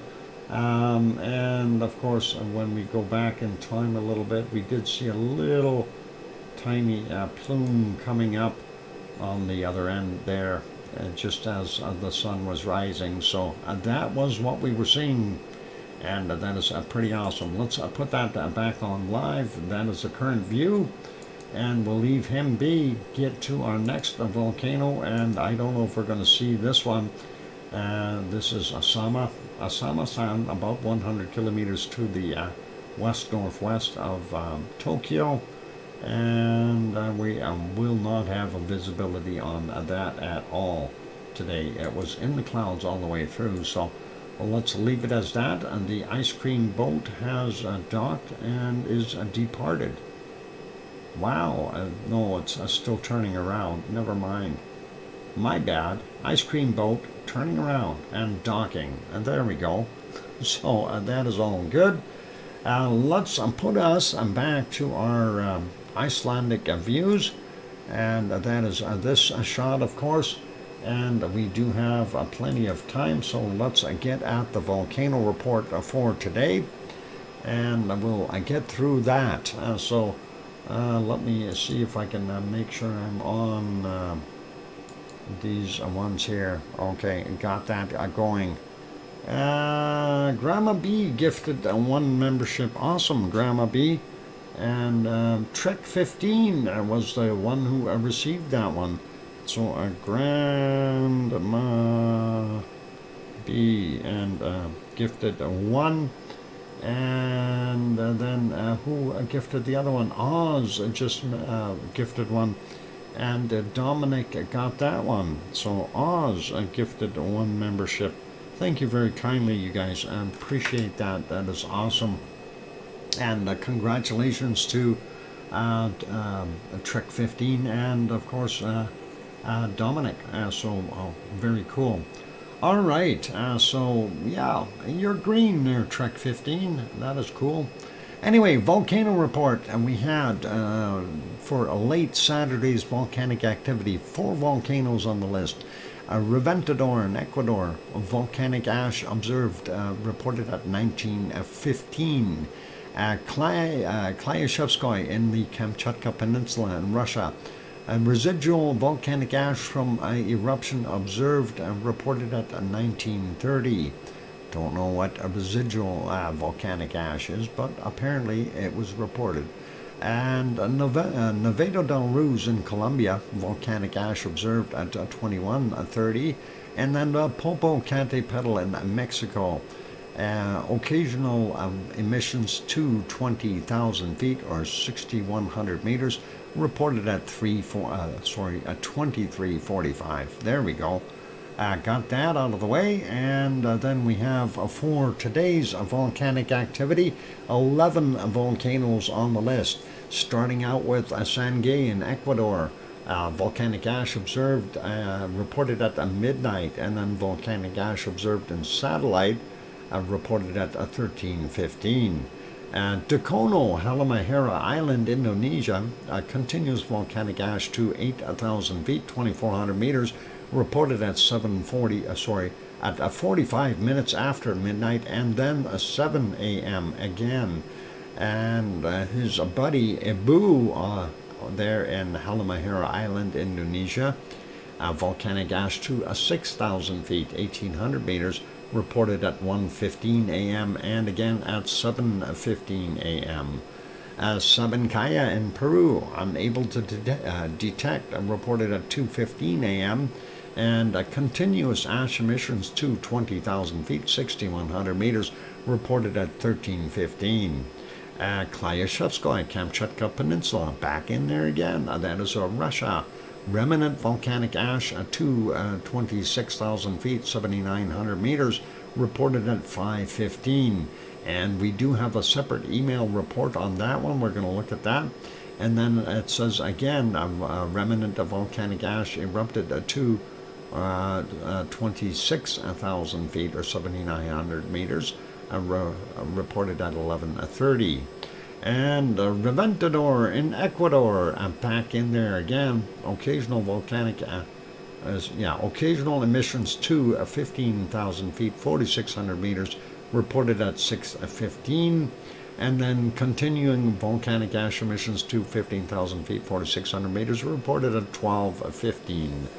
And we had those 4 reports already from the Rakens. We went through those. We'll also be looking at a Villarrica report from 9:50 a.m. And the next one on the list, Popocatépetl, Central Mexico, light volcanic ash to 20,000 feet, 6,100 meters, reported at 11:15. And then Mayon, Luzon Island in the Philippines, eruption volcanic ash cloud unknown height, reported at 13:15. And Katmai, or is it Katmai? Katmai? No eruption to 5,000 feet. What? That must be giving off more of that ash being blown around there. No eruption, and it says 5,000 feet or 1,500 meters, reported at 1,800. I'm sure they forgot to put down the other words of old volcanic ash being thrown around. Anyway, we have those 6 reports in total. We looked at 4 of them. Let's go look at the other 2 that we have not hit, and that will be the 2 that one from what was it, Klyashevskoy.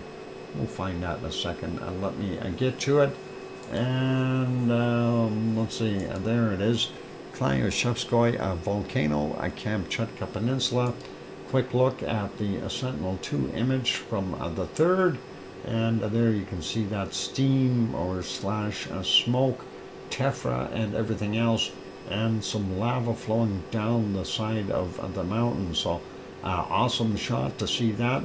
The satellite image of Klyashevskoy volcano on November 3rd is seen after the end of the paroxysm sequence, Cooling lava flows are visible on the western and southwestern slopes.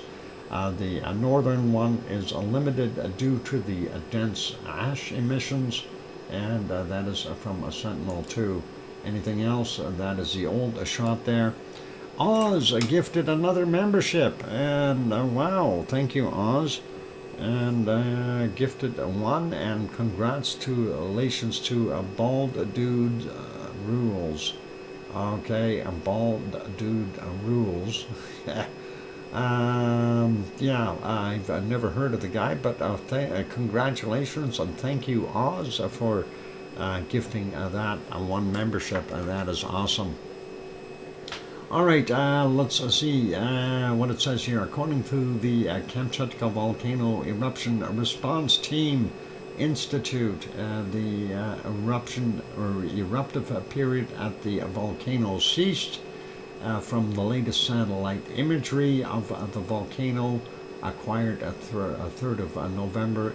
A relatively strong thermal anomaly has been detected in the northern, western, and southwestern slopes, confirming lava flows from the recent strong paroxysm explosion. And this might suggest the crystallization process of emissions of lava. Residual dust emissions remain confined to the area of the volcano and obscured clear views of the lava flows. Old deposit and debris, avalanches / landslides continue to generate ash plumes as they collapse from the Apanochich lava flow levees. There we go. Lava levees are natural banks of lava flowing as they cool and congeal along the banks. Awesome, awesome. Okay, so that is what we've got at Klyashevskoye. Let's go over to Vyarica, see what that report says. And, Oz gifted another membership. Wow, Oz. That is awesome. And a 5-pack this time. And who'd you get? You got Sitting a Bear, Steve V, Don Boo, and not sure who BK is, and a Natural Born Gamer. And congratulations to those good people. That is awesome. And thank you very kindly for gifting that 5-pack there, Oz. I really do appreciate it. And let's continue on with stuff here. So, Vyarica Volcano Central Chile, moderate activity continues, and that is actually a pretty nice shot of that beautiful Strombolian eruption, and the stars going by, so pretty neat. Ballistic paths of glowing fresh lava scoria from Vyarica's summit crater. And that is a pretty awesome shot. Next is this one, Vyarica Volcano Central Chile, and that was a Sentinel-2 image from the 4th, and you can definitely see the little red dot in there, and that is the thing that glows when we are looking at the other cam shot. The summit, a lava pond at Vyarica Volcano remains active, it says. Pretty cool. And the next one is unrelated. We'll leave that one be. It's been almost 2 weeks since the activity at the volcano decreased, and still continues at moderate levels. Passive incandescent emissions of steam, gas, and small amounts of ash are emitted from the summit event, as confirmed by the latest satellite image. The vivid summit lava-filled pond remains active, hinting the continuous delicate equilibrium between heat and magma supply and loss, cooling through cooling and emissions during mild emissions during degassing. Despite the relative tranquil phase, the mild Strombolian spattering spattering eruption occurred from the main crater on the 3rd of November and lasted about 15 seconds. The volcano alert remains at orange with a 500-meter exclusion zone. I wouldn't want to be there anyway. It looks too darn cold to go up that hill. Incandescent lava spatter fragments are thrown from Villarrica summit on November 3rd. And here's a little video. Unfortunately, we can't make it bigger due to copyright issues, but we'll let that play without sound. This was actually off of their camera there, and that is moving. We'll see if we see anything there. It's a minute long, and so far I haven't seen anything. That looks like it's not doing a lot. Hopefully it will. This is, there's that wonderful Strombolian activity, and that lasted about 15 seconds, they said. That is nice. Too bad it wasn't in color. I would have liked that a little bit more. That would be really cool. You guys are all so nice and kind. Awesome there at Siggy. And, you know, we do like to have a nice group of people here. You must not be talking about me, Siggy. Oh, come on, Tom. Tom Dice is really, truly a teddy bear. Don't let him give you that bad street cred that he thinks he has. He's just a big teddy bear. Oh, that'll make him think twice.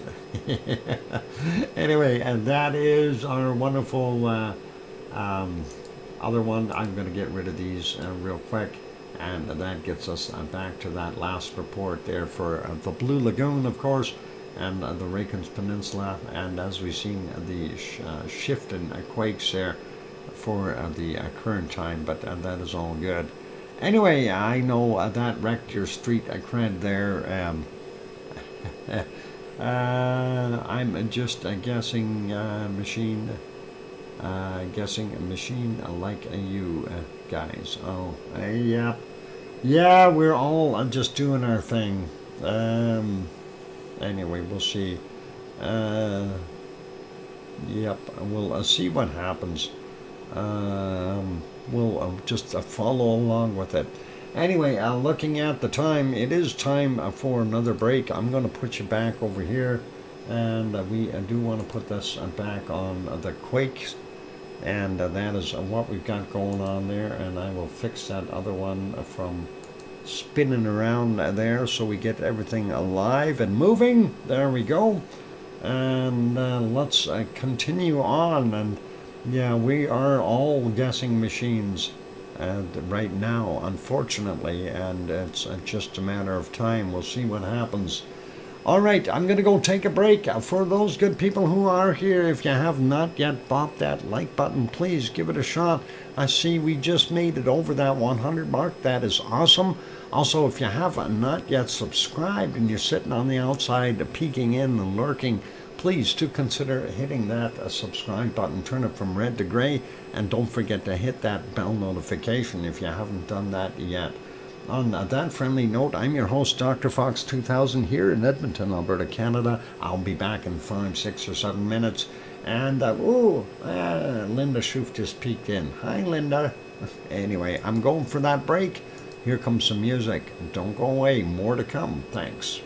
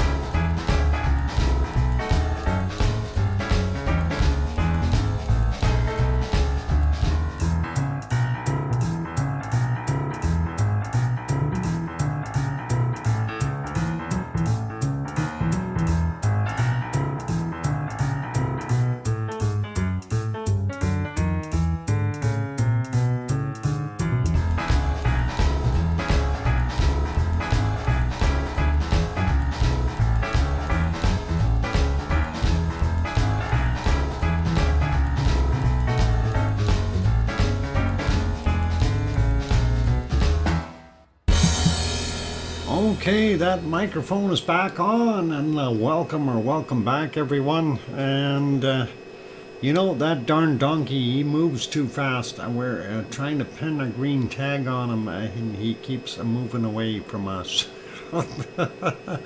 I don't know why, but thank you for the gifting from Oz. Threw in a 5-pack.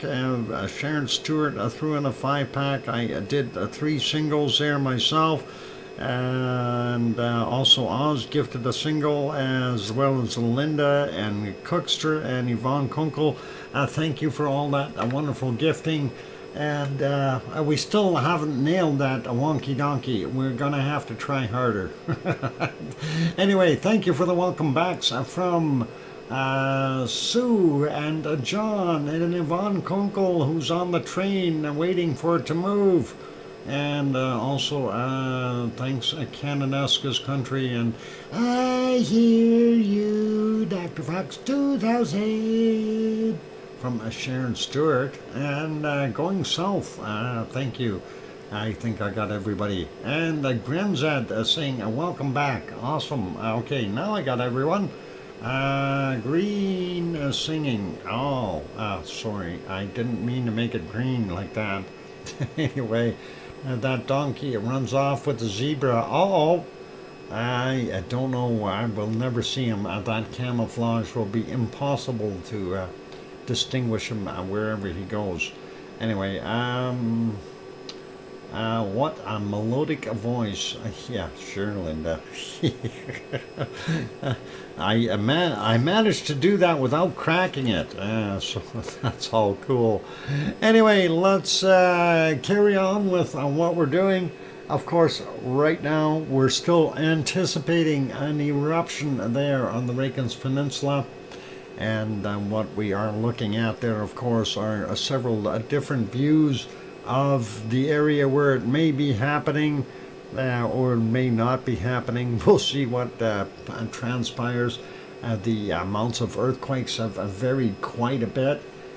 From time to time there's nothing, and then all of a sudden we get a whole bunch. So just to cut it down a little bit, in the last hour we've got very few new ones. We've got a 0.5 over here, 4.5 kilometers down, 2341 for him. This one way down in the southern end, and that's a 1.6. 4.4 clicks down at 2319, and that 1.1, or sorry, a 0.1, 5.2 kilometers down at 2307. That's in the last hour, okay? So there's really nothing major going on there. It's not shaking like a real crazy, but hey, and this is the area that they're predicting, so that is what I wanted to point out there without those quakes over top of it.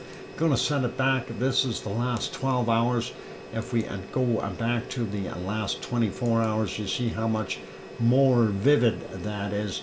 And of course, that you can see it's about 759 quakes in the last 24 hours, including that 5.5. They've downgraded some of the other 2 that were there that were also rated over 5, unfortunately. But hey, it's better that they're a little lower than a little higher, because that would be nasty. But anyway, let's take a look in that region. So lots of stuff, and this is kind of the area they're thinking it's going to pop. We'll see what happens. Anyway, let's put that back on the 12 hours, just so we got that there. Anyway, that is what's happening in Iceland. Let's go take a look at our other earthquakes, and we are going to go over and see. Hang on, I have to find it first. It's hidden somewhere. I know I got it somewhere. I have to find it. Let's see. We'll pick that one. Yeah, hey, maybe there. Earthquake map. There we go. I found one. Let's have a quick look and see what's shaking around the world. And unfortunately, I'm not seeing any new ones over here in Iceland. I wish they would smarten up there at the USGS. And looking at Kamchatka Peninsula, nothing right now. We do have one quake out here, Rat Island, Aleutian Islands in Alaska, and there was no tsunami there. I checked it earlier. That's a 5.1 from 6:27 a.m. and that's 81 kilometers down. Looking at the rest of Alaska, we have small tremors, nothing major. Same thing goes for all the way along the North American coastline. Just a quick peek here in Texas, we did have a 4.0 in western Texas. That was yesterday's at 1849, 6.7 kilometers down for him. We'll leave him be. And then Central America, this looks like Guatemala, yep, 4.4. That is actually on land, and that is from today at 11:56, 90.8 kilometers down. Next one is this one here, and where is that? They're calling it off the central coast of Central America. Yeah, I guess, well, that'd be down a little further, Nicaragua or El Salvador, that type of area. Pardon me. And that would be from 1342, 10 kilometers down for that 4.4. Zooming back out. Pardon me again. Sliding back down a little bit more and looking. Argentina's got a few here. So a 4.6. Chile, Argentina border region. 648, and that is at 211.7 kilometers down. The other one down here is Argentina, 4.6 from 5:30 this morning, 51.7 kilometers down. Don't see anything else there, and nothing out here in the South Sandwich Islands, and nothing along the Antarctic ridge areas, and nothing new in New Zealand, and Tonga is okay too. Loyalty Island region, 4.5 from 2350 yesterday, 10 kilometers down, and Vanuatu, 5.7, and that's from 8:29, 31.6 kilometers down. Moving up a little bit more, we have our Solomon Islands, 4.5 up there. From 1959 yesterday, 93.2 kilometers down for that one. And looking at most of Indonesia, nothing in Papua New Guinea. Indonesia, not bad, other than one little one here besides Sumatra, a 4.9, and that's from 2020 yesterday, 10 kilometers down. And sliding up, we don't see anything else in the Philippines or Taiwan or anywhere, and then we get up to Japan. Japan had 3 quakes, according to what we see here. A 4.7, 10:10 was the time on it, and 54.5 kilometers down for that one. Next one, a 4.6 from yesterday at 23:16, 36.8 kilometers down, and another 4.4 there, 7:45 a.m. and 120.5 kilometers down. And that is okay there. And let's take a look. This is Tajikistan or Afghanistan. Afghanistan. All right, 4.3 Afghanistan, 1:23 a.m. 64.6 kilometers down. And then we've got a new quake up here, and that's in Uzbekistan, 4.6 from 1557. 11.6 kilometers down. Usually we don't see them up that high, but that's okay. And looking down here, nothing in Africa, nothing in the southern regions. And we do see one here on the Arabian microplate, 4.1, and that is in Iran, and that was from 2:03 a.m., 15.2 kilometers down. They haven't updated anything here, and Piggy did feel a quake earlier. Unfortunately, it's not this old quake here, so she said it was a 3.9, so it won't show up on the USGS. This one is, where is it? Albania, 4.3, 6:50 a.m., 36.4 kilometers down for him. And yeah, like I said, unfortunately, we don't see any new stuff here from Iceland. I don't know why USGS just doesn't like that. And a brand new one here in Puerto Rico, a 3.4, very small, and that's from 1640, 17.1 kilometers down for him. And that's basically it for our earthquakes. So we'll leave those be. I'm gonna put that back to where it was and get this guy back on there so we can have the multi-screen scanning the area there and being able to see if there's any eruptions happening. Let me get that back on there so we can get that going. There we go. And looking at the time, well, I don't know. Do we have enough time to go through stuff? Who's going? Gotta run. Night all. Lovely dreams. Linda Schoof, you take care of yourself. Thanks for gifting that membership. And take care. We'll hopefully see you in tomorrow's show. So, yeah, thanks and good night. What I should say, Doc's very own. What happened to my very own what? Huh? We are so privileged to have our own volcanologist here on Doc's channel. I mean, how cool is that? Well, it is cool. And I'm very happy Yvonne pops in. And we do have other volcanologists that do pop in as well. And sometimes they don't say anything. We know that some are in the lurking lounge on occasion. And occasionally, I get a little letter or email. And that's kind of funny that way. But that is okay. We get a few of those. And, you know, people are saying they appreciate the fact that I try to stick to facts and not to throwing out gobbledygook. How about a GeoHub? Yep, a GeoHub has been here, and we do welcome him anytime. And Andre, welcome. And anyway, Cookster says that is nice of them to monitor through your stream too. Yeah, it is actually. I do appreciate it, and you know that is pretty awesome. Hey, Barbara is also here. Welcome, Barbara. Glad to have you back on board. Dinkle, Storm Chaser, Dutch Weather, Barbara. And that is awesome. I've been a fan of Doc for 16 months now. Awesome. You've been a member. You actually been around longer than that, though, there, Barbara. So that is all cool. And I love it. And I do appreciate from all of you and the fact that you are members and try to stay as members. That is very, very cool, and I really do appreciate the support. So all good. Anyway, it is just about break time. I was going to go do the SO2 report, but hey, let's wait a little bit, and we'll go and do SO2 after the break. We may be able to go have a quick peek at a different volcano for a second.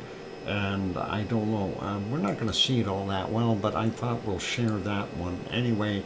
That's Shivelish, and there's today's shot of Shivelish with the clouds. And unfortunately, we don't get to see the egg or the shell or anything with all that cloud work in there. And it is what it is. The shot from a distance, of course, is that one a little bit better to see, but still very cloud covered. So that is kind of what we got there. The other one that I wanted to look at, and I don't know, we'll try it again. There, Shisheldon. There is a Shisheldon, a beautiful shot today. A little bit of off-gassing there. And wow, thank you very kindly, Barbara. And that is an awesome super chat. And that was €6. Thank you very kindly, and appreciate that. Very kind of you to do that for Pepsi and the bunnies. That is awesome, and we did have a bunny here just a little while ago, so we'll let them know that. That is very, very cool. All right, it is time for me to go have a break, and we'll do our thing. And thanks everyone for that wonderful support. Wonky Donkey, Dr. Fox, how'd you do that, Wonky Donkey? You turned green. I didn't see anyone nail you with any greenness. How did you do that? It's a green donkey. We have a green donkey. Anyway, that was a Sheldon. Let me put it back on the other one. We're going to get you over here to this, and we'll let that play. So hopefully that is all working. Yep, it is. Nicely done, Wonky Donkey. And Yvonne Akonko throws in, wow. Yvonne throws in a €2. That is awesome for Pepsi, and that is cool. Thank you very kindly. Appreciate that, Yvonne, and all awesome. And yeah, I'm still waiting for that parachute, though, Yvonne. It hasn't seemed to have arrived yet. When is that coming? Since you're already on the ground in the plane, shouldn't that thing have landed by now? And that was supposed to have a bag with 3 rocks in it, one from Krakatoa, one for Samaru, and one from Merapi. She did say she dropped it out of the plane at 38,000 feet. I just don't know if the winds will take it here. I'm kidding. It's all good. Anyway, it's a break time, so we'll leave it on there. Wow, that is awesome. Oh, mummy of hamsters. Oh, mummy. And throws in a $5 super chat there as well for bunnies and ice cream. Oops, I went the wrong way, I guess. Well, I guess we'll have to wait till it circumvents the globe and gets back here. And awesome gifting tonight. Yep, it is, and that's very, very kind of you, oh mummy of hamsters, for that. And let's get on that break. Here's that music. I'll be back in 5, 6, or 7 minutes, and don't go away. I'm your host, DrFox2000. After the break, we'll have our SO2 map around the world. Don't go away. Thanks. Hit the like button and subscribe if you haven't. That's awesome. Pepsi Max is better. Oh, I don't need that much of a jolt. I'll be back.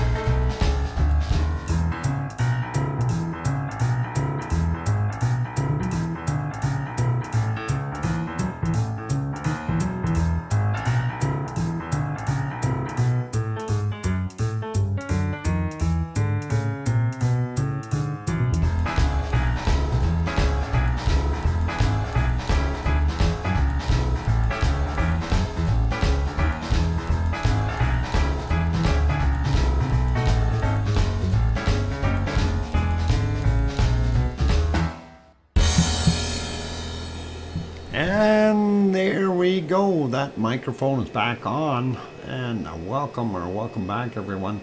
Bugs me that 5 emoji rule. Why does it bug you? My God, look at those emojis. Nightbot doesn't obey the rules. What a bad Nightbot. And thanks for the welcome backs from John and Mars and Mr. Pillar and J-Cell and Canonesca's Country. And thank you, Oh Mummy of Hamsters, for the welcome back, Uncle Doc, oink oink. And thank you, Sue Hayes, as well. And Grenzed as well on top of that. Meow from Andre. Okay, and let's continue on. So we wanted to go do the oink oink from Dan. All right, we wanted to go take a look at our wonderful SO2 map around. Hang on, did we do earthquakes? Yeah, we did earthquakes. I think we did. Yeah, we want to go do SO2. SO2. Yeah. Let's do that, and we'll get to the right spot here, and hopefully we'll get to the right spot. Air quality. Oh, bad quality. Oh. Did you do Hawaii? Yeah, I thought I did, didn't I? Let's double check.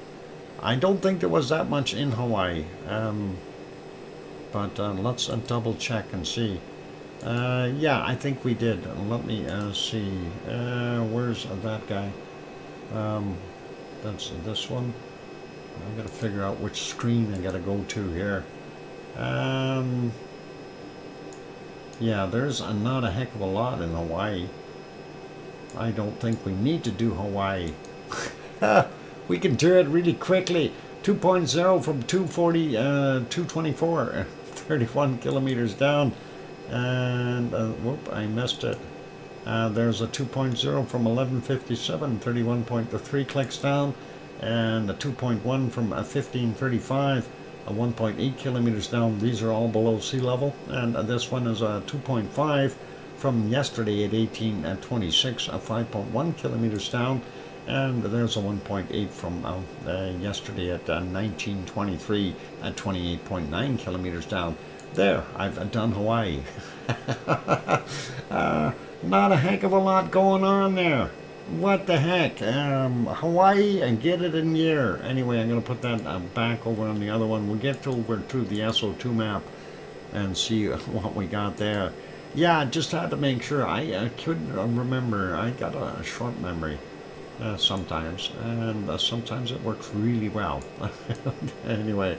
Kamchatka Peninsula, and we are seeing more stuff, and that is the residual stuff from our wonderful Klyashevskoy, and that's what we've got puffed out there. Mind you, the Kamchatka Peninsula has got a whole bunch of volcanoes, Shivalish, Klyashevskoy, of course, Bezimiany, and Karimsky, and Matnovsky. And then down here on Paramashir Island, we've got Ibiko and Chikarachki, and most of them are off-gassing, doing their thing, but let's zoom out here and look at this mess. And this, remember, this was all sitting here, curled up yesterday.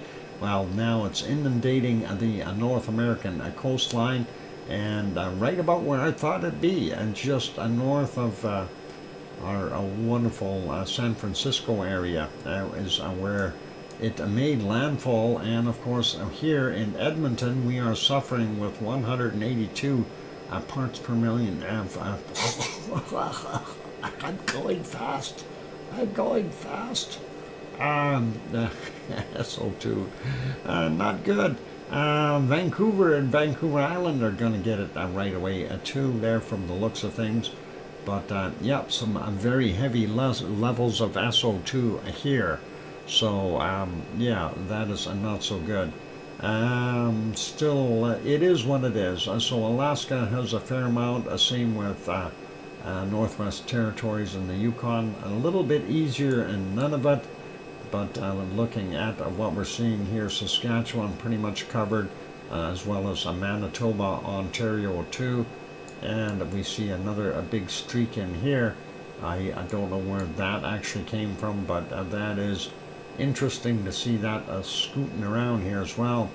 And that is, of course, stayed clear of northern Quebec and most of Labrador, but it's not staying clear of Ontario and New York and whatever other states it's going through here, New Hampshire, Vermont, etc., Maine, and then coming up into New Brunswick and strifing along Nova Scotia, but Nova Scotia has still got heavier levels, and then doing the same thing again up here at Newfoundland.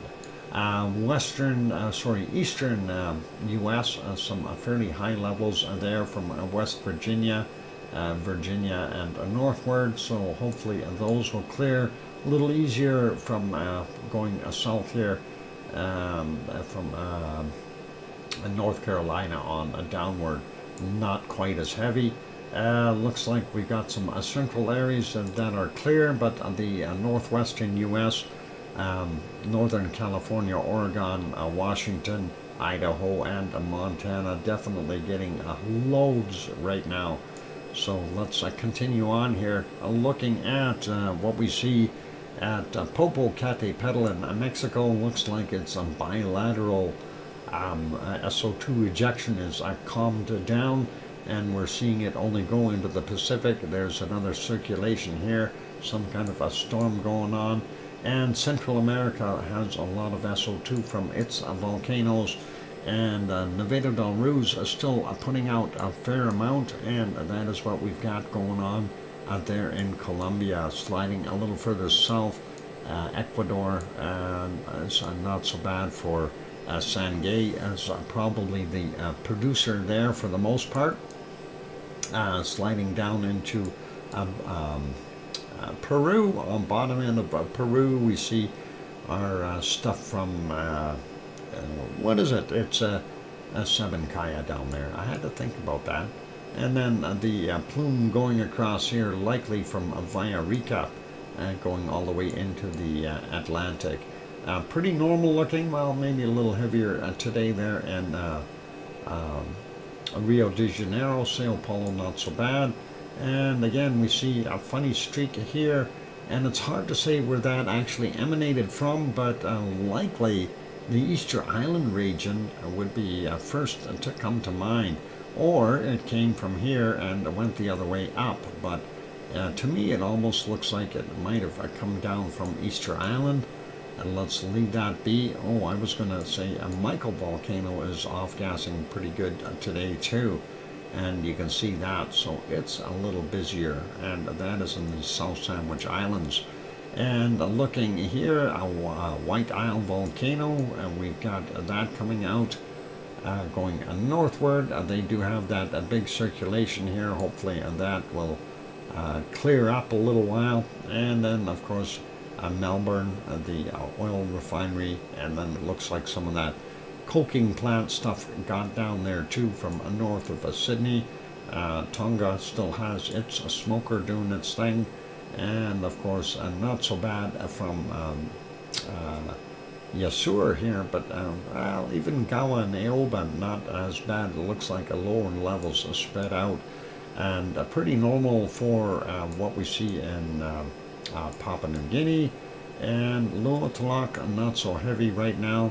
Semeru also not as heavy as yesterday, maybe a little bit heavier there for Merapi. And then the well-defined plume that we normally see here is a lot lighter today, which is really nice. And Jakarta as well as Krakatau, and it looks like maybe a lot of that is coming from Krakatau today. And Dempo would be in there somewhere as well. I don't think it's doing a heck of a lot. Currency and Marapi and doing their thing over here, and then Sinabung doing its thing, keeping the top full of SO2. Singapore and the populated places like Kuala Lumpur and up the coast there, showing some heavy SO2 as well. And getting over here onto Halmahera Island, and that is Ibu and Dacono doing their thing. Moving on up to Luzon Island in the Philippines. There we see our wonderful Mayon volcano, and it definitely is throwing off some SO2. And here is a Taal volcano, and it too is pumping out some SO2. Of course, Manila and the population there of the Philippines are providing a lot as well. Taiwan, pretty much industrial stuff there going on. I'm not seeing very much coming from Suwanoshijima. As you can see here, it's not that dark red. And the same thing goes for Sakurajima. It's a lot easier looking today. And we remember what we were seeing yesterday with that huge plume from ASO. And today, hardly anything. Continuing on, let's head over to Tokyo. And Tokyo itself doesn't look so bad, but it looks like Osama is allowing some of that to flow into that direction and create a little bit of SO2 from that area. The rest is all pretty much normal, and we're not going to worry about that. Looks like China not so bad today. India heavier than yesterday, but I don't know. It's still not as bad as the SO2 we got here. Sri Lanka looking better, and South Africa pretty normal for their gold smelting down there. And looking at the DR Congo area, looks like we may have some new off-gassing happening in that region for our wonderful Nyamuragira and Nyiragongo. And mind you, we also have some coking plants there, so that is a possibility as well. And Erta would be right in here, and it is got a little bit there, not that much. The other heavy spots that we see are from the wonderful oil refineries in Saudi Arabia, Iraq, Iran, and Kuwait, as well as Lebanon and places like that. So we see those higher levels. And looking at Turkey, not so bad up north. We see the plume from Mount Etna. Costs sitting at 4.5 today. That's not that bad. It was 1 point something yesterday, 1.5 or so. So a little bit better. But Etna is throwing its stuff over there. And that is from Sicily right here, as well as Stromboli adding to the soup. And there it is there. And Stromboli not anywhere near as eruptive lately. And looking at most of Europe is not bad SO2 level wise. And northern Germany, just kind of a streak going across here. That's heading into Poland, and then the little further to the east there, Poland and Belarus and Lithuania, those places are seeing higher levels of SO2. Going up into Norway and Sweden, just the coastline areas basically, and a little bit in here, not that much, and then Finland, same kind of deal, with residual stuff flowing in there. And then looking at Iceland, nice and clean for right now. We're hoping that is going to change, and not by this plume. I'm hoping it'll change on its own. And that is what we've got going on there. So let's throw this onto our weather map real quick, and we'll see about storms and see what we've got happening around the world really quickly. Pilar is still there. I did mention there was that other circulation over here still right in there. And I'm thinking we're going to get more storms. There's another circulation here that rebuilt itself. That's likely bringing all that cloud in there. So interesting to see the storms. And of course we got all kinds of different circulations happening out here. And we'll see if the hurricane season is over or not, and will commence again. Looks cold. I think, Sue, is it cold at your house? It looks like 5 or 6 degrees there. That's not that bad for November, whatever it is, 5th. So it could be worse. Anyway, looking at some of the hotter places, real quick, a peek in Mexico. We see up to 36 degrees. There's a 37, and that's what we see there. That's a kind of warmish. And what about down here? Do we see anything higher than a 37? I don't think so. So 37 so far, the high temp on the planet. And Sue brought up Coal Harbor. It is 6 degrees there, so that's not that bad. At Death Valley, only 25. And yeah, Celsius, that is what it is. So so far as Mexico with 30, what did I say, 37 degrees. And let's take a look at Australia and see how hot it is in the outback already. There's the 37 and then some.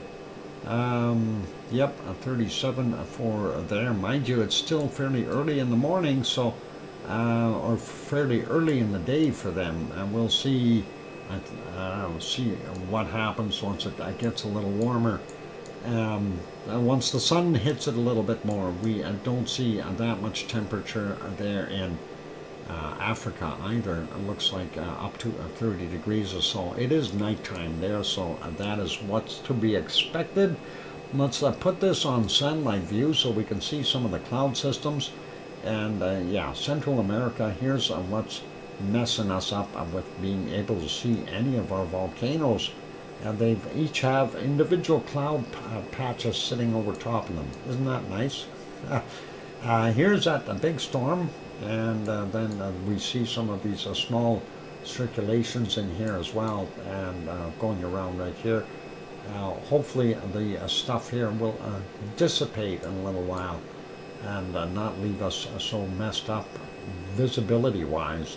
Looking at the coastline here, looks like, yeah, circulation right there, nothing too crazy. And we see this massive circulation here. And as long as that guy is there and it's sitting there just west of the Azores, it's going to keep everything going for now and pushing stuff into Europe up here in the northern portions of Scotland area and the north of Ireland, Scotland. We do see that circulation. That's certainly helping pump colder air into the region. And here's another one just north of Denmark, close to Norway. That is also working away. So a lot of those clouds are swirling, and looks like we're going to have lots of clouds for Iceland for a while as well. And of course western, all of Canada, never mind just western, we're going to share. Anyway, that's what's over there. Pardon me. And looking over here on the other side, not so bad. I mean, a pretty normal weather, I guess, for those guys. New Zealand, unfortunately, still seeing a lot of cloud there. Hopefully they'll get some breaks as the sun burns off some of that. And same thing with the coastline here on northeastern side of Australia. So hopefully that'll burn off and they'll get some sunshine. They love sunshine. All right, let's look for our coldest temperature on the planet right now. And of course we're going to scan around and see what we can spot. And I know there's got to be something really cold down here, and I don't want to get beat again. Sue is so mean. She beat me yesterday. I'll tell you, it was a second-degree beating. A nasty. Let's see. So far, I'm not batting 100 here. Getting 63 degrees Celsius. There's 64. 64 on the screen. And let's see. Oh, I found a 65. Weather Foxhole. Barbara Foxhole is 9 degrees. And yeah, that's all right. Okay, I found a 66. I'm right in there. Where's that 66? Where'd you go? Don't play coy with me now. I need to find you again. I don't know where it went. Oh no, where did my, there's a 66, was there. Okay, and what is going on? Oh, and there's a 66. Okay, so 66, and where's the 67?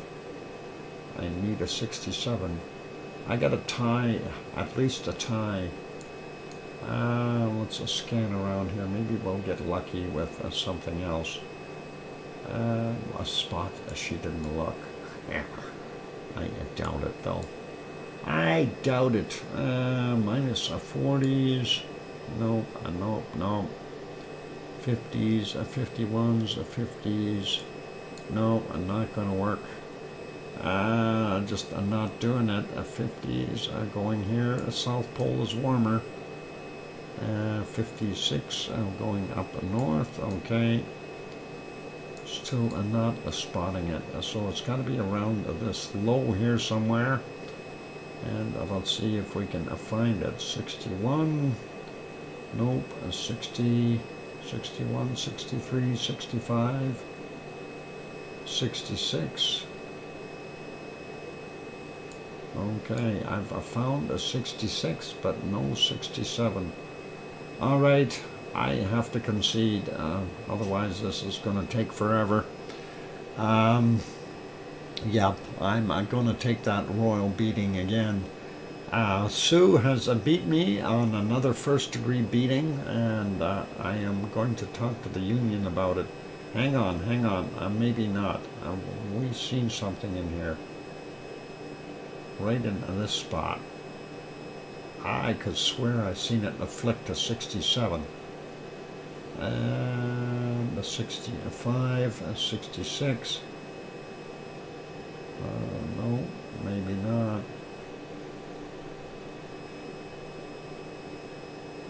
No, I think I'm going to have to take my lumps. Yep, I'm going to have to take my lumps. 66, that's it. Doc isn't given up yet. He is given up now. That's it. I'm done. Maybe you used Fahrenheit. No, I didn't use Fahrenheit. I know that for a fact. And she didn't either. So that is what it is. I am beat. And that is it. So, yep, Sue, you win. It's a first-degree beating once again. I don't know why she does that to me. She's so mean. Anyway, let's get you back on our wonderful stuff here. And what I am going to do with the stream, because we're done basically for tonight. And thank you, everyone, for being here. I really do appreciate all of you. And everything that has transpired, our wonderful super chats and gift giving super chats. We'll go through those real quick. Thank you, Brian and Oh Mummy of Hamsters. And let's see, Barbara Dinkle Storm Chaser, Dutch Weather, and Yvonne Kunkel. Thank you for the wonderful super chats, you guys. And then Sharon Stewart and Grandma B and Oz again. And then Oz gifted 5 and Sharon Stewart gifted 5 and I gifted 3 and Oz gifted 1 and Linda Schoof gifted 1 and Cookster gifted 1 and Yvonne Kunkel gifted 1. All right, there, we got them all out of the way. And yes, that is a total of 30 memberships that were gifted today.